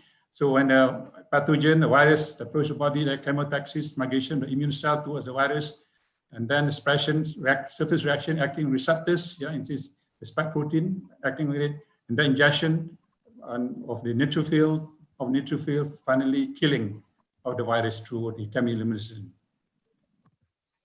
So another approach is modulation the pathway, and FKPB and APK, the I3K, AKT signaling pathway in macrophage is an attractive approach for development of anti-inflammatory drug to prevent any pathological disease. So production of this pro-inflammatory markers, example, TNF-alpha, interleukin, 1 beta, COX-2, nitric oxide, and so on, can be modulated by compounds, by extracts, by modulating, inhibiting or stimulating the protein kinase in the pathway. So microbes or virus or microproduct like LPS, lipopolysaccharide, they can bind to the TLR4 receptors or toll-like receptor 4 complex, and then they trigger the MID88, which further trigger activation of the signaling pathway, leading to production of inflammatory mediators.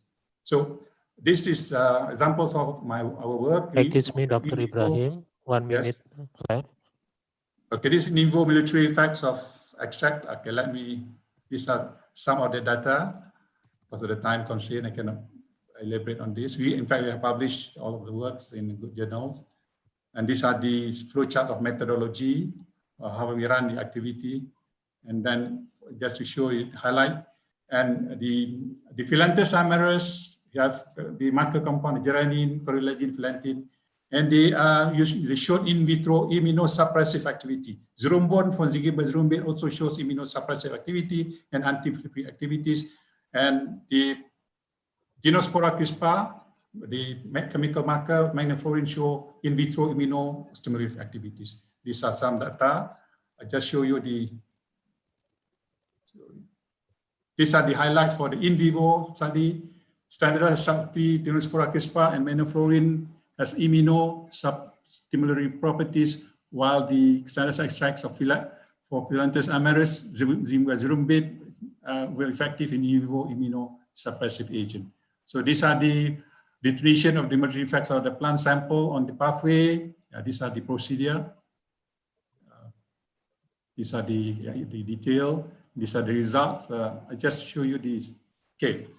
The conclusion from these studies, we have worked on almost 100 plant extracts, and these 3 compounds are shown a strong or significant activity. Sanospora crispa, the marker compounds magnafluorin, it is strong in vitro, in vivo immunostimulant activity, stimulate phagocytosis, increase respiratory mass production, and they are antiviral. So immunostimulant can be used as a first line of defense, prevention against SARS-CoV-2, so immunostimulant.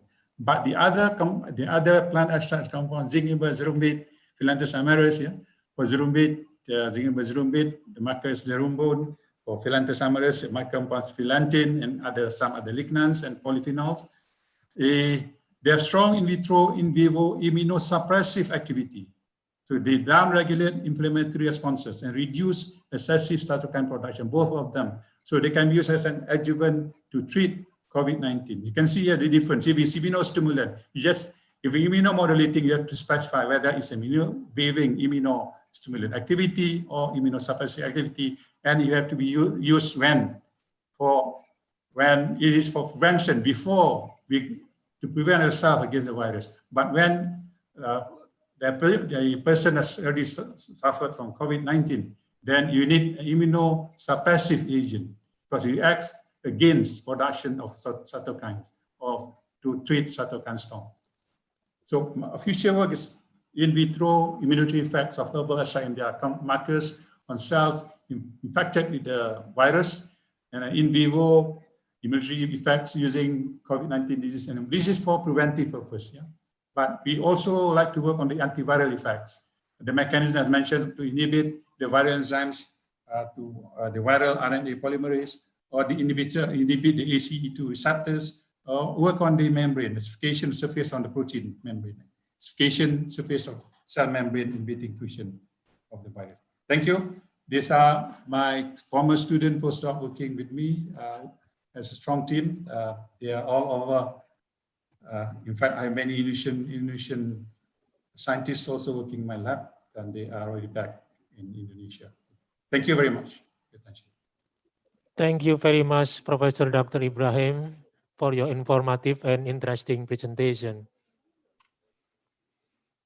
Very well, ladies and gentlemen, all speakers have delivered their presentation. And now we come to question and answer session. Wow, there are many questions in chat. We have 20 questions from the audience. Yeah, but I'm sorry because limited time. I have to select your question. I will select 3 questions from you for each speaker. Yeah.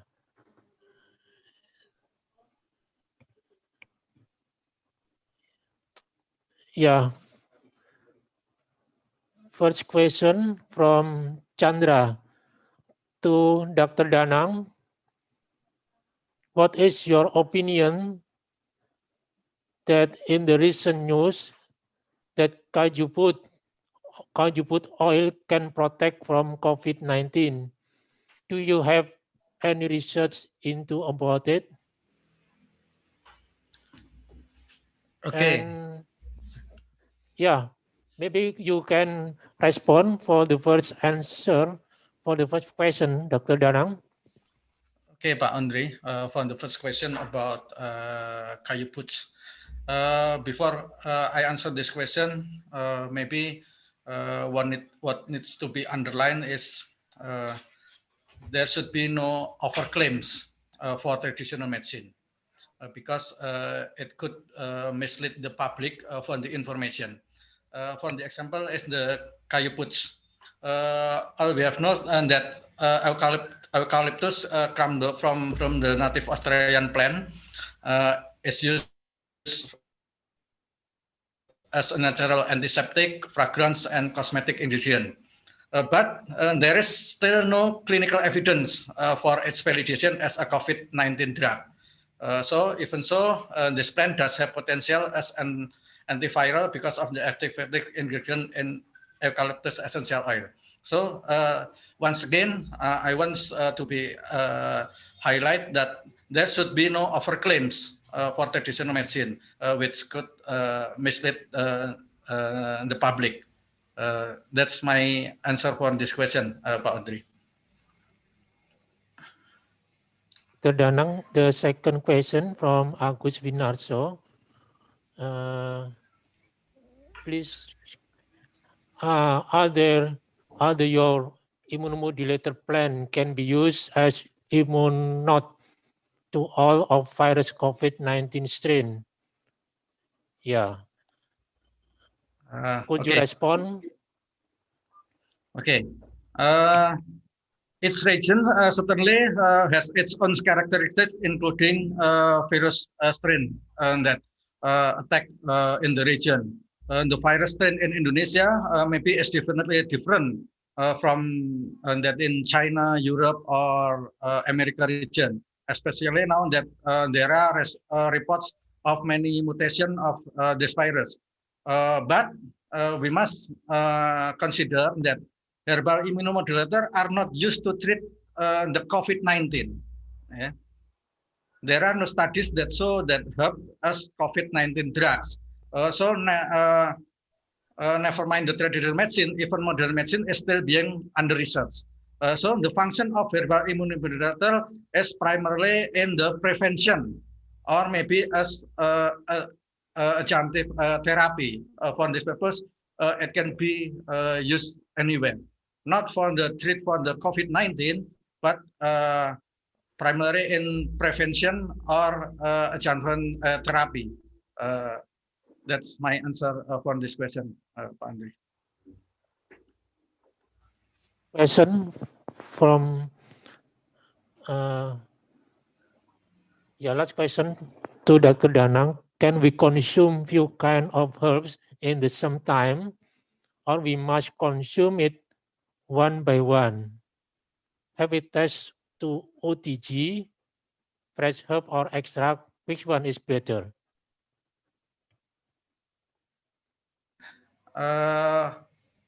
Herbal, herbs, or jamu material can be single or can be mixed. For single materials, maybe it's easier to obtain, it's easier to predict how it will work. But we can also use the mix formula. But the mixed ingredient can be used as long as there is a basic for the use, especially for the combination effect and the interaction between one ingredient to another beneficial or even detrimental. That must be considered about it. To be safe, you can choose an empirical formula because empirical formula is used from generation to generation, or the product that already have a BPOM distribution permit. That's the safe one to choose what kind of herb or what kind of jamu that we can use in this situation. That's my answer, Andre.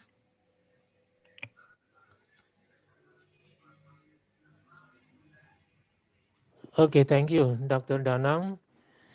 We would like to Dr. Kwanchai.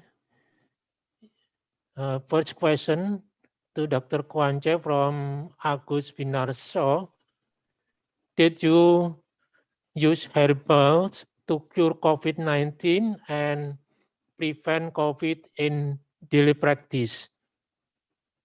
Please respond, Dr. Kwanchai. Sorry, Dr. Kwanchai was leaving, but my name is Dr. Kutanit Munarat will answer the question. And the first question, I think it is not currently used in treatment for herbal nowadays, but I think the research is underway to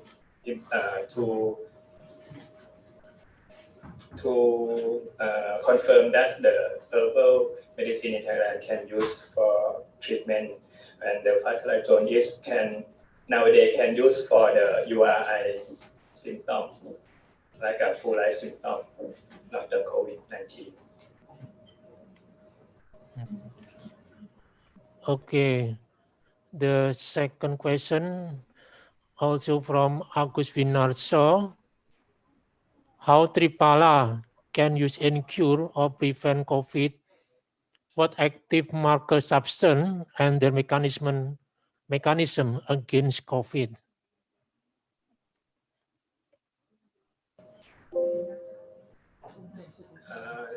Triphala remedy is the traditional use, but we don't have the research or evidence base for COVID-19, but we use in knowledge, traditional knowledge to prevent, because the triphala has a mắc kham pom that's higher vitamin C to an antioxidant, and I think we can promote to prevent to stimulant the emulator to people, but we can confirm that it has evidence to use for COVID-19 too. Okay, thank you. The last question from Nadia Swasti Hardiani. Did herbal medicine can effective on COVID-19 asymptomatic? Fresh or extract it in powder? Which one is better? Could you respond, Dr. Kwanchai?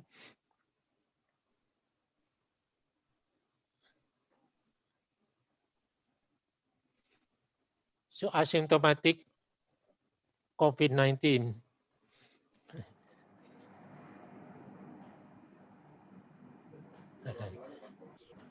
Okay.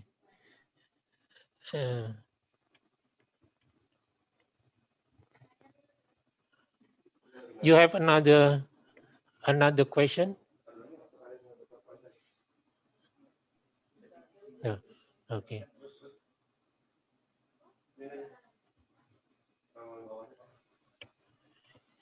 Ya, mungkin maybe we have more question, Dr. Kwanchai. How are the efforts to handle COVID-19 in your country, Thailand? So that number of cases continue to decline. Yeah, I think it is about policy. Yeah? Maybe you could respond about it. Sorry, Mr. Chairman. Can we keep the question and may respond to answer later because Dr. Kwanchai is here now. No. Maybe question below, maybe.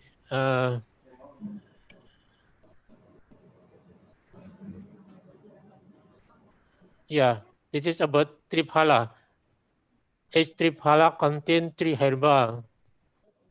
How Triphala can use and cure or prevent COVID, work active marker substance? Could you respond this question, Dr. Kwanchai? Okay. The tip remedy as I answered before is that I think it's the same question. Okay, thank you. I would like to next question to Dr. Masteria. Yeah. Yes, Pak Andre. Dr. Masteria. Yes.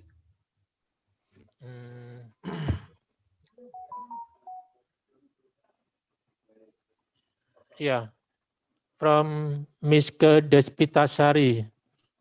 In immunocov studies, can you share the experience in distributing the characteristic subject between group and control? Could you respond? Yes, thank you, Pak Andre. Thanks very much for the questions. Yeah.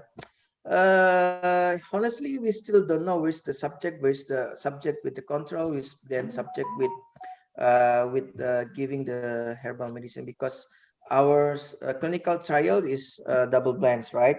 So we still don't open the label. So we still need waiting the cleaning of the data and make the final report less so.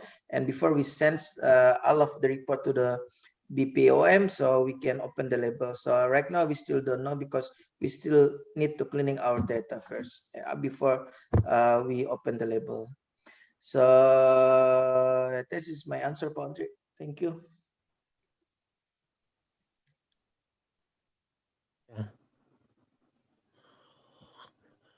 We continue the next question in bahasa ini. Maybe you can answer you also in bahasa. Maybe the interpreter could interpret in English ya. Mengapa sembung dapat digunakan untuk mengurangi infeksi pernapasan? Apakah masker zat aktifnya? Bagaimana pengalaman di Wisma Atlet? Ada informasi tentang Ya, ini? kalau Dr. pengalaman di Masteria? Wisma Atlet ya kita nggak karena kan kita nggak tahu kan bagaimana yang mana obat kontrol, yang mana dengan obat yang subjeknya. Jadi saya belum bisa menjawab ini untuk pertanyaannya. Kemungkinan saya akan bisa menjawabnya setelah kita open labelnya, kemudian nanti kita ya tahu mana yang apa yang lebih reaktif kontrol. Mudah-mudahan yang lebih bagus antara si herbal dibandingkan si kontrolnya gitu, Pak. Gitu. Okay. Next question from Dr. Yusuf Bakhtiar. In your immunocov research, this is double-blind RCT studies. Yeah, I think you can detail this information about double-blind RCT, Masteria.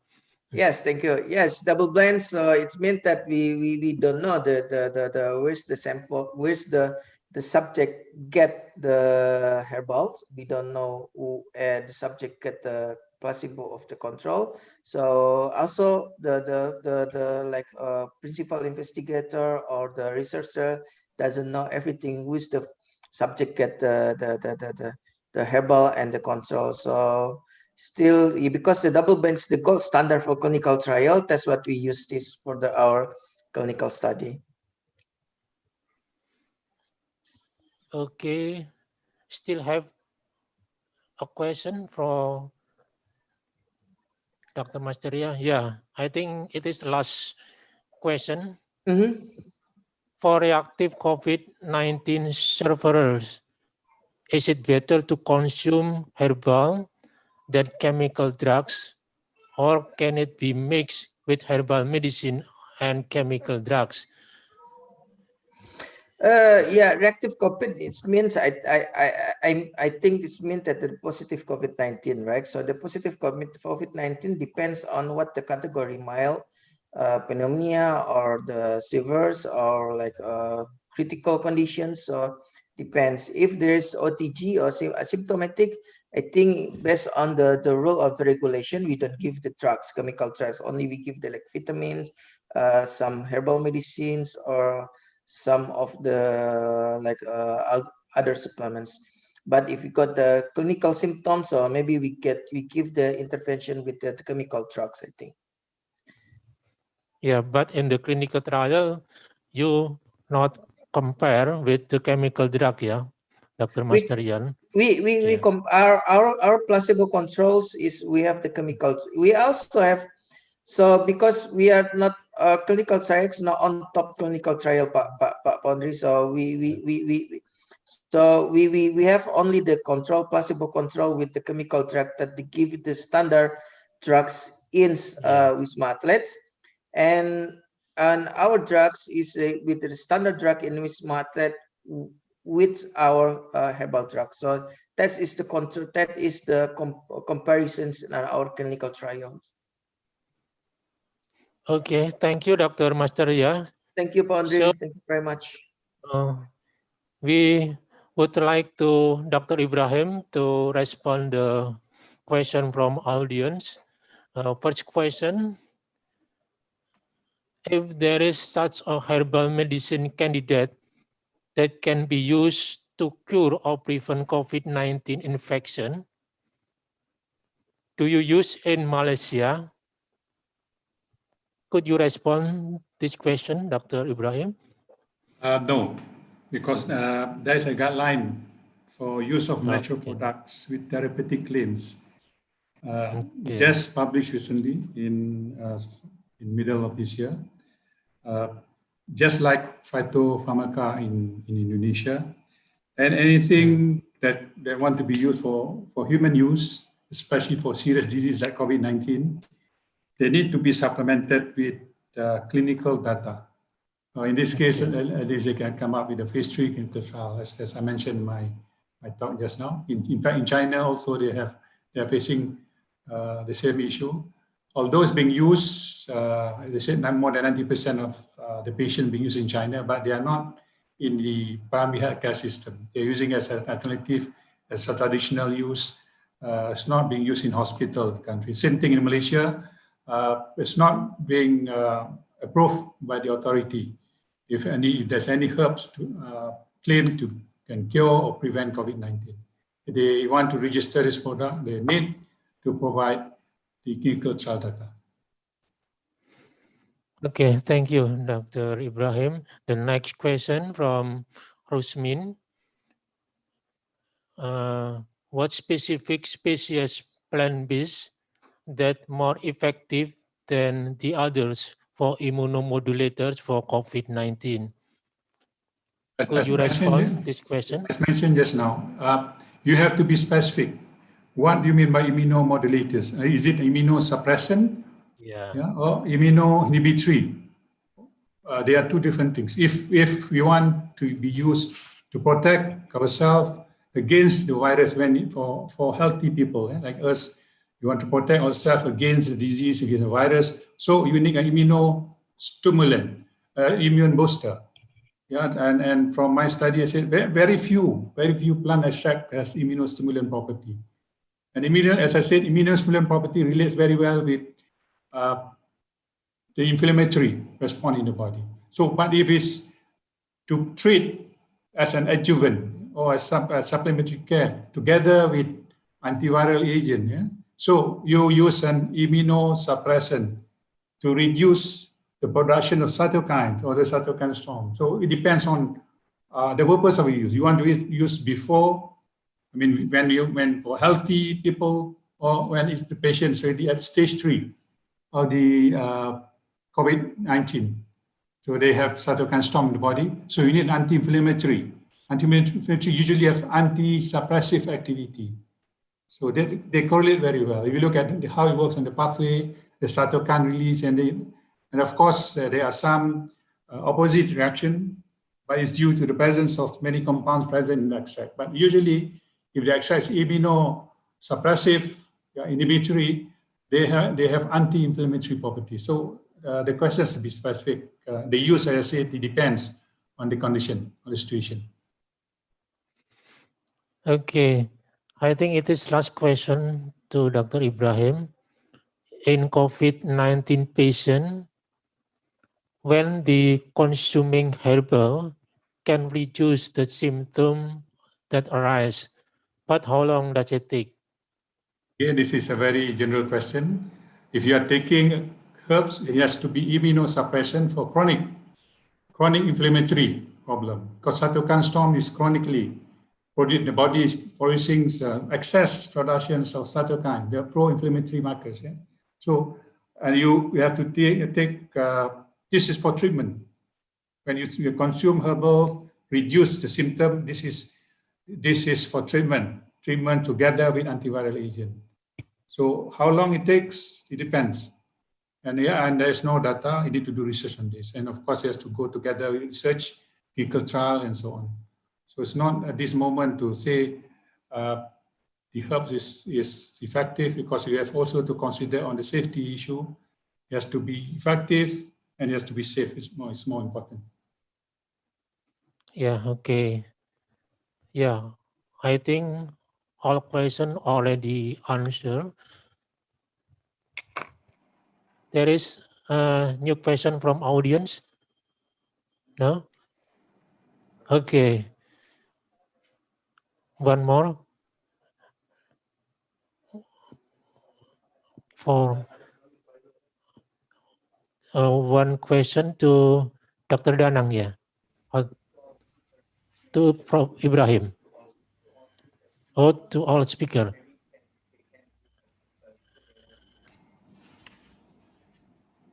Or to all speaker. Oh, this is not response only for Dr. Ibrahim, Prof. Ibrahim. Maybe Dr. Danang, also Dr. Masteria, and Dr. Kwanchai, could you respond this question?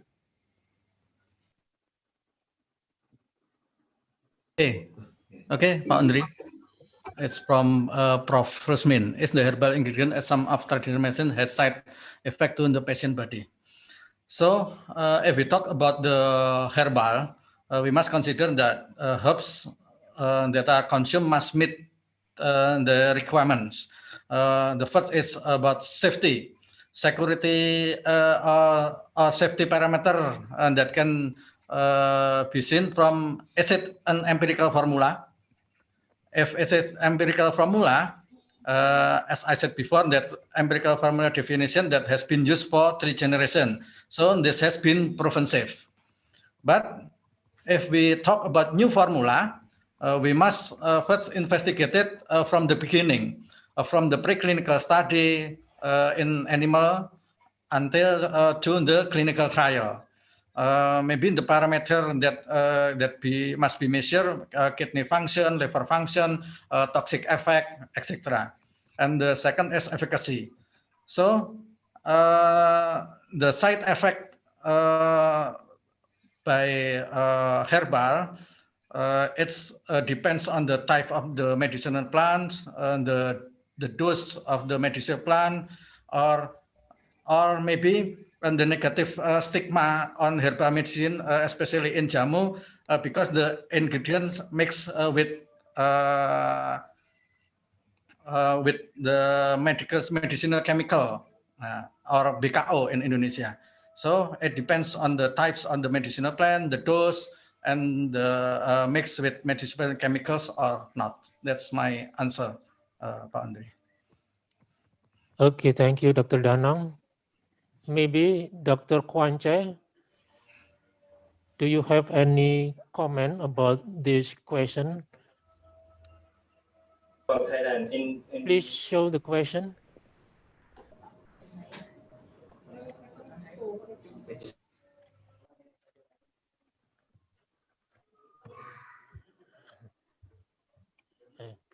Please show the question.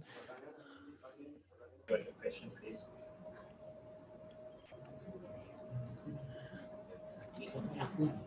Okay. Yeah. Maybe I can answer in my data now. The first is the Endocarditis bacillate attack in the preliminary study in 6 patients that have no side effect, quite safety and no serious effect. And another study that we have actual use research in the Ya Khao remedy in the 5,120 patients that had ADR less than 0.5%, is lower than 25 cases. And so that is mean the Thai herbal medicine is quite safety in data now. But another herbal medicine or the Thai traditional recipe, we don't have enough data to confirm that it's safe in every Thai traditional medicine. Okay, thank you. Maybe Dr. Masteria. Yep. Yeah. Terima kasih, Pak Andre. Thank you very much, Pak Andre. Yeah. For the questions, something that we put in our body need some of those. That's, I believe, even the chemical drugs or even of traditional medicine, we still have the limit of dose that we drink or eat put in our body. So, but in the safety concerns, I think from jamu, phytopharmaca, or like OHT, there is some of the safety before that BPOM give the release in the markets. So it's meant that the safety condition are already safe. So then they have the dose that we need to put in our body. And for example, in my experience in our clinical trials, we have some three of two patient get more worse when we give the intervention with herbal drugs and with the chemical drugs together. But that's still don't know that's because effect of the drugs or herbal, or that's the effect of because the body, the condition of the patient more worse than before we give the drugs. That's we still need to analyze. So we still don't know, but I believe that some herbal ingredients from traditional medicines, it will be safe because our ancestors already used this in more than decades ago. Then we know that's the history and the biblical study of these herbal drugs. That is my question, my answer, Pak Andre. Thank you. Thank you, Dr. Masteria. Perhaps Dr. Ibrahim, do you have any response about this question? To add to all the response by the other speakers, I like to mention this. Long-term use of herbal medicine is actually a crude clinical trial. You know, they are based on testimonials and documentations. Yeah? So you don't have the modern clinical studies. So for long-term use, you can detect acute toxicity, but you need to prove it doesn't have chronic toxicity. That is very important. As mentioned just now, for herbal medicine, for same as drugs, you look at the clinical trials stages, the safety of the patient, the safety of the people, the people is the most important, because efficacy, of course, is important, but it has to be safe. So without scientific data, evidence-based, you cannot conclude, again, although it's being used for many, many years, thousands of years, but you cannot claim it's safe unless you have come up with a data to put it safe. That's how the situation right now. That's why in Indonesia, Malaysia, all over the world, you have this criteria of low claim, medium claim, high claim. Those to be used for human, you need a clinical trial data for phytopharmaca. Unless for general use, jamu, that is for general use, is not to treat. Yeah? And for the standardized or herbal standard, and this is preventive for mild disease. So although, as I mentioned, I think you cannot just take for granted long-term use of herbal medicine is safe unless you come up with evidence. That's what you need to do. You cannot just say of course, documentation, it says being used for more than 50 years. Yes, it can be used for as a general use, as a tonic. It cannot be used to treat disease, serious disease like COVID-19, unless you have come up with clinical data, human study. That's my response. Okay, thank you, Dr. Ibrahim. Yeah, I think all questions already responded by the speaker.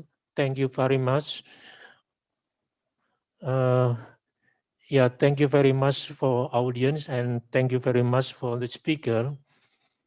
I think we toward to the end of this webinar. Before we end the webinar, let me make a conclusion. First, herbs have a role in prevention, especially to increase immunity. Herbs have many ways of working in increasing immunity as immunomodulator. Herbal medicine has the potential to help speed up symptom relief or negative PCR conversion in mild COVID-19 patients, although it still needs support for clinical trial data with a larger number of patient subjects. ImmunoCOV-19 consists of Indonesian herbal with a mix of various immunomodulator activity, that is suppression and stimulant. The strong in vitro immunosuppressive activity of the standardized extract of Pilantus amarus and the strong in vitro immunostimulatory activity of the standardized extract of Tinospora crispa. I think it is the conclusion from today's webinar. Ladies and gentlemen, finally we come to the end of webinar. We would like to say thank you again for all speakers for their informative and interesting presentation, and also to participants for your active participation. Hopefully, the presentation will be beneficial for everybody. Thank you very much. Thank you for attention. Good afternoon. Wassalamualaikum warahmatullahi wabarakatuh. Waalaikumsalam Back to warahmatullahi. MC. Thank you.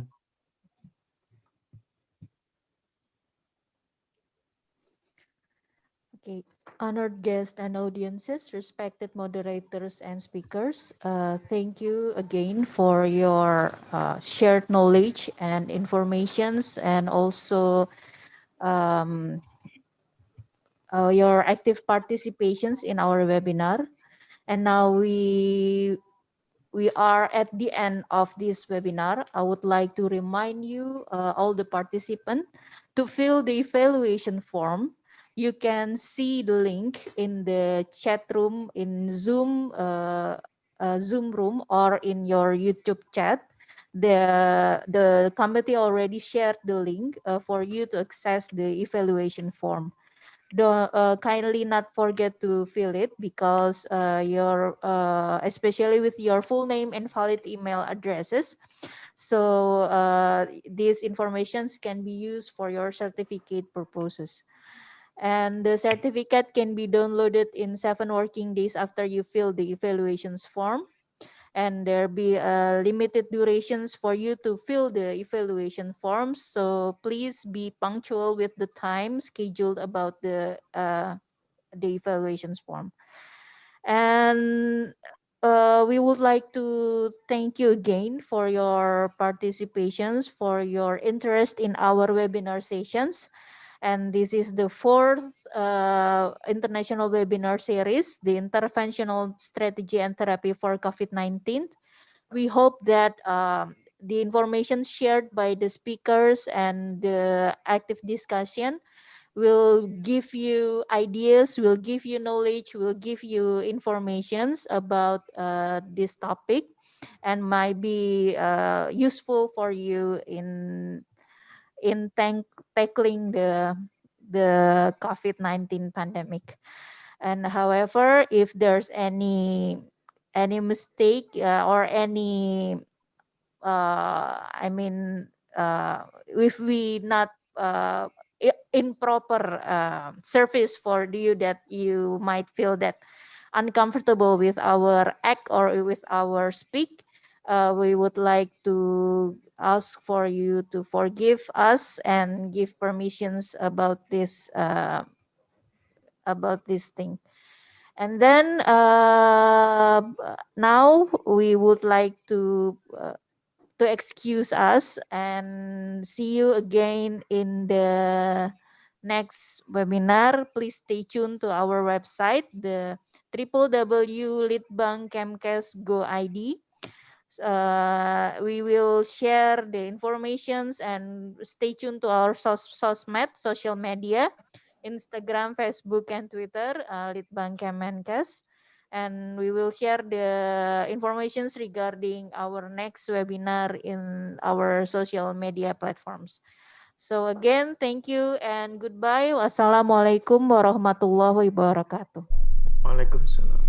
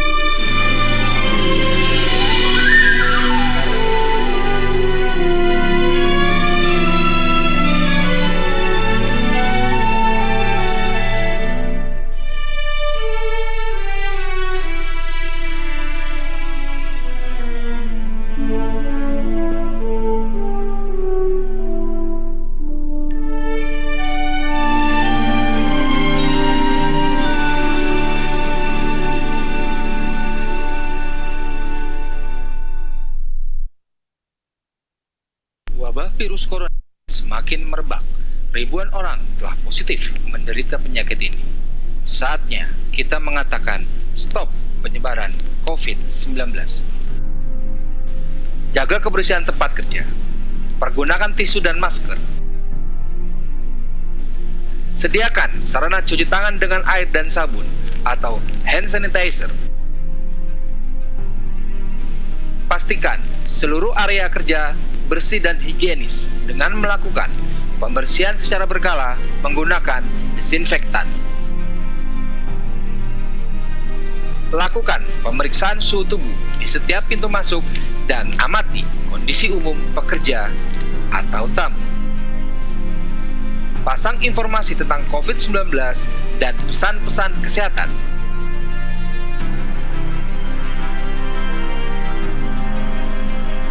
Jaga kenyamanan dan kesehatan tempat kerja dengan cara jaga jarak aman dari kemungkinan terjadi penyebaran COVID-19.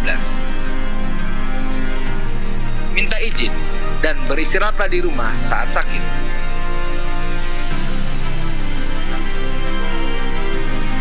Lakukan pekerjaan di rumah. Jika alami gejala COVID-19, segera periksa ke fasilitas pelayanan kesehatan terdekat. Mari cegah dan tangkal COVID-19 di tempat kerja.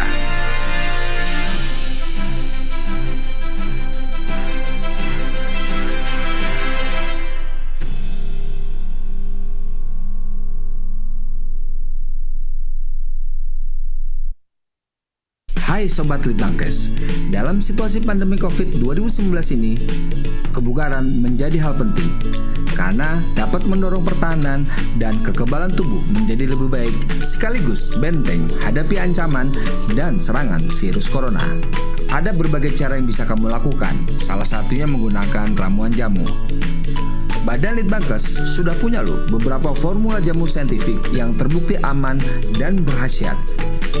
Salah satunya untuk meningkatkan kebugaran tubuh. Formula ramuan jamu ini terdiri dari bahan rimpang temulawak sebanyak 5 gram, rimpang kunyit sebanyak 4 gram, serta herba meniran sebanyak 3 gram. Sobat Litbangkes dapat menggunakannya selama 6 minggu. Ingat, formula ini hanya membantu meningkatkan kebugaran loh dan bukan obat kuat. Tapi juga nafsu makan kamu bisa meningkat. Gimana sih cara bikinnya? Gampang.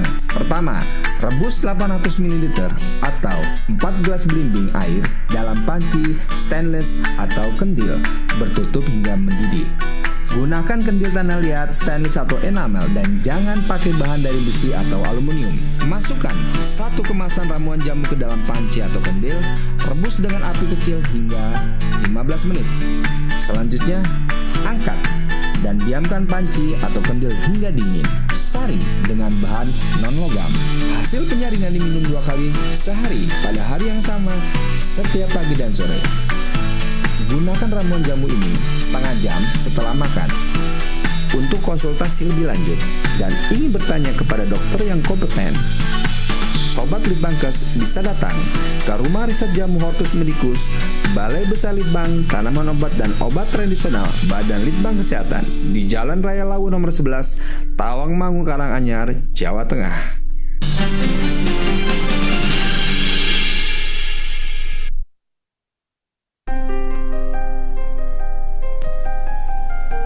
Dalam situasi pandemi COVID saat ini, kita semua tahu kalau dokter dan perawat adalah tenaga kesehatan yang bekerja keras dan dekat dengan resiko. Tapi belum banyak yang tahu kalau ada pejuang lain yang bekerja dalam senyap. Mereka adalah tenaga laboratorium pemeriksa spesimen di Badan Litbang Kesehatan. Tidak pernah terbayangkan sebelumnya kami akan melewati hari-hari seperti ini. Hari-hari yang penuh dengan sampel spesimen yang terus berdatangan tanpa kita tahu siapa pemiliknya. Sebagai manusia biasa, kami juga merasa sedih. Mungkin masih banyak orang yang belum tahu proses yang sebenarnya terjadi di sini. Hasil tes swab di laboratorium Balitbangkes bisa keluar dalam waktu 2 kali 24 jam. Kami bekerja berpacu dengan waktu, sekalipun itu sampai malam, bahkan harus menginap di laboratorium. Selama spesimen itu ada, kami tak kenal kata libur. Namun, tidak jarang kami tetap dinilai lambat. Kami tetap fokus bekerja sesuai tanggung jawab kami, yaitu mendukung surveillance kesehatan masyarakat. Orang lain boleh tidak tahu siapa kami, tapi kami tahu persis apa yang kami lakukan sehari-hari dalam menjalankan tugas. Untuk lebaran kali ini memang menjadi lebaran yang berbeda dengan lebaran yang selama ini kita lalui. Untuk kami di sini yang di laboratorium pemeriksaan badan Litbangkes memang kita tidak menerapkan libur sehari pun. Kami tidak minta dikenal. Kami hanya ingin dipahami.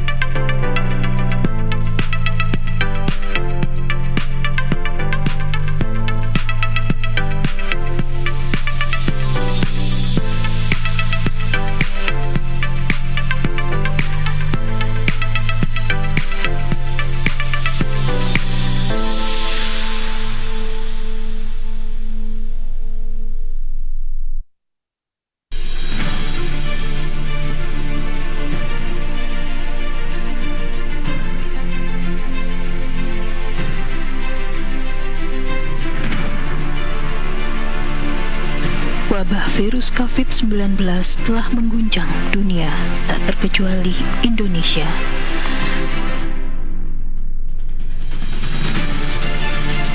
Hari demi hari penyebaran Covid-19 di Indonesia terus meningkat. Bencana nasional ini telah membuat hiruk-pikuk dan kepanikan tak karuan di tanah air.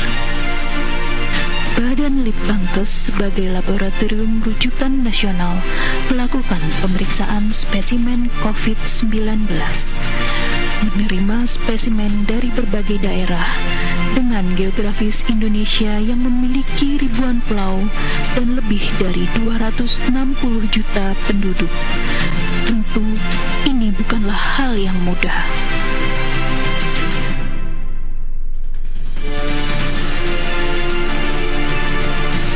Puluhan, ratusan, bahkan ribuan sampel datang tak henti-hentinya untuk diperiksa.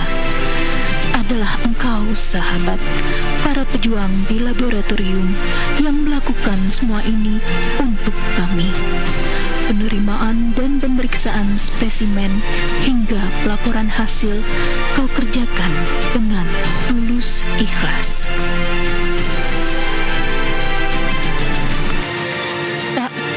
Itu milik siapa, tak penting itu dari mana, kau tetap bekerja.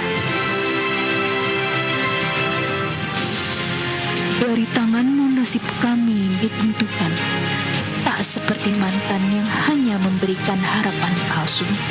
Kau berikan kami jawaban pasti, positif atau negatif. Terima kasih sahabatku, karena engkau selalu ada di saat bangsa ini membutuhkanmu. Terima kasih untuk kepedulianmu terhadap kami yang begitu besar.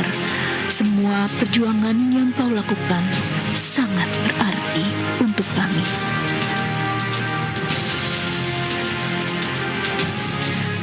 Terima kasih sahabat, sudah mengajarkan kami arti cinta yang sesungguhnya. Perjuanganmu adalah bentuk cinta sejati pada negeri ini, pada bangsa dan tanah air. Sahabat, biarlah Allah yang Maha Esa yang membalas terima kasih kami yang tak terhingga untukmu. Teruslah semangat, demi bangsa ini, baktimu harapanku.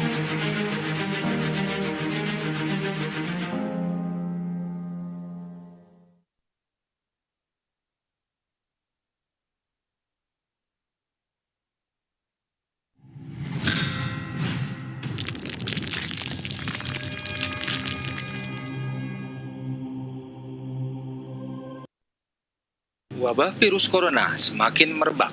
Ribuan orang telah positif menderita penyakit ini. Saatnya kita mengatakan stop penyebaran COVID-19. Jaga kebersihan tempat kerja. Pergunakan tisu dan masker. Sediakan sarana cuci tangan dengan air dan sabun atau hand sanitizer. Pastikan seluruh area kerja bersih dan higienis dengan melakukan pembersihan secara berkala menggunakan disinfektan. Lakukan pemeriksaan suhu tubuh di setiap pintu masuk dan amati kondisi umum pekerja atau tamu. Pasang informasi tentang COVID-19 dan pesan-pesan kesehatan.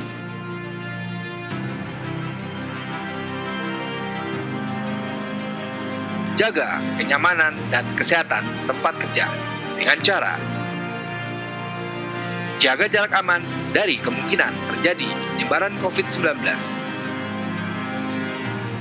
Minta izin dan beristirahatlah di rumah saat sakit.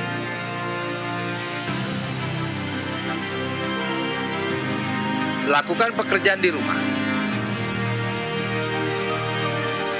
Jika alami gejala COVID-19, segera periksa ke fasilitas pelayanan kesehatan terdekat. Mari cegah dan tangkal COVID-19 di tempat kerja.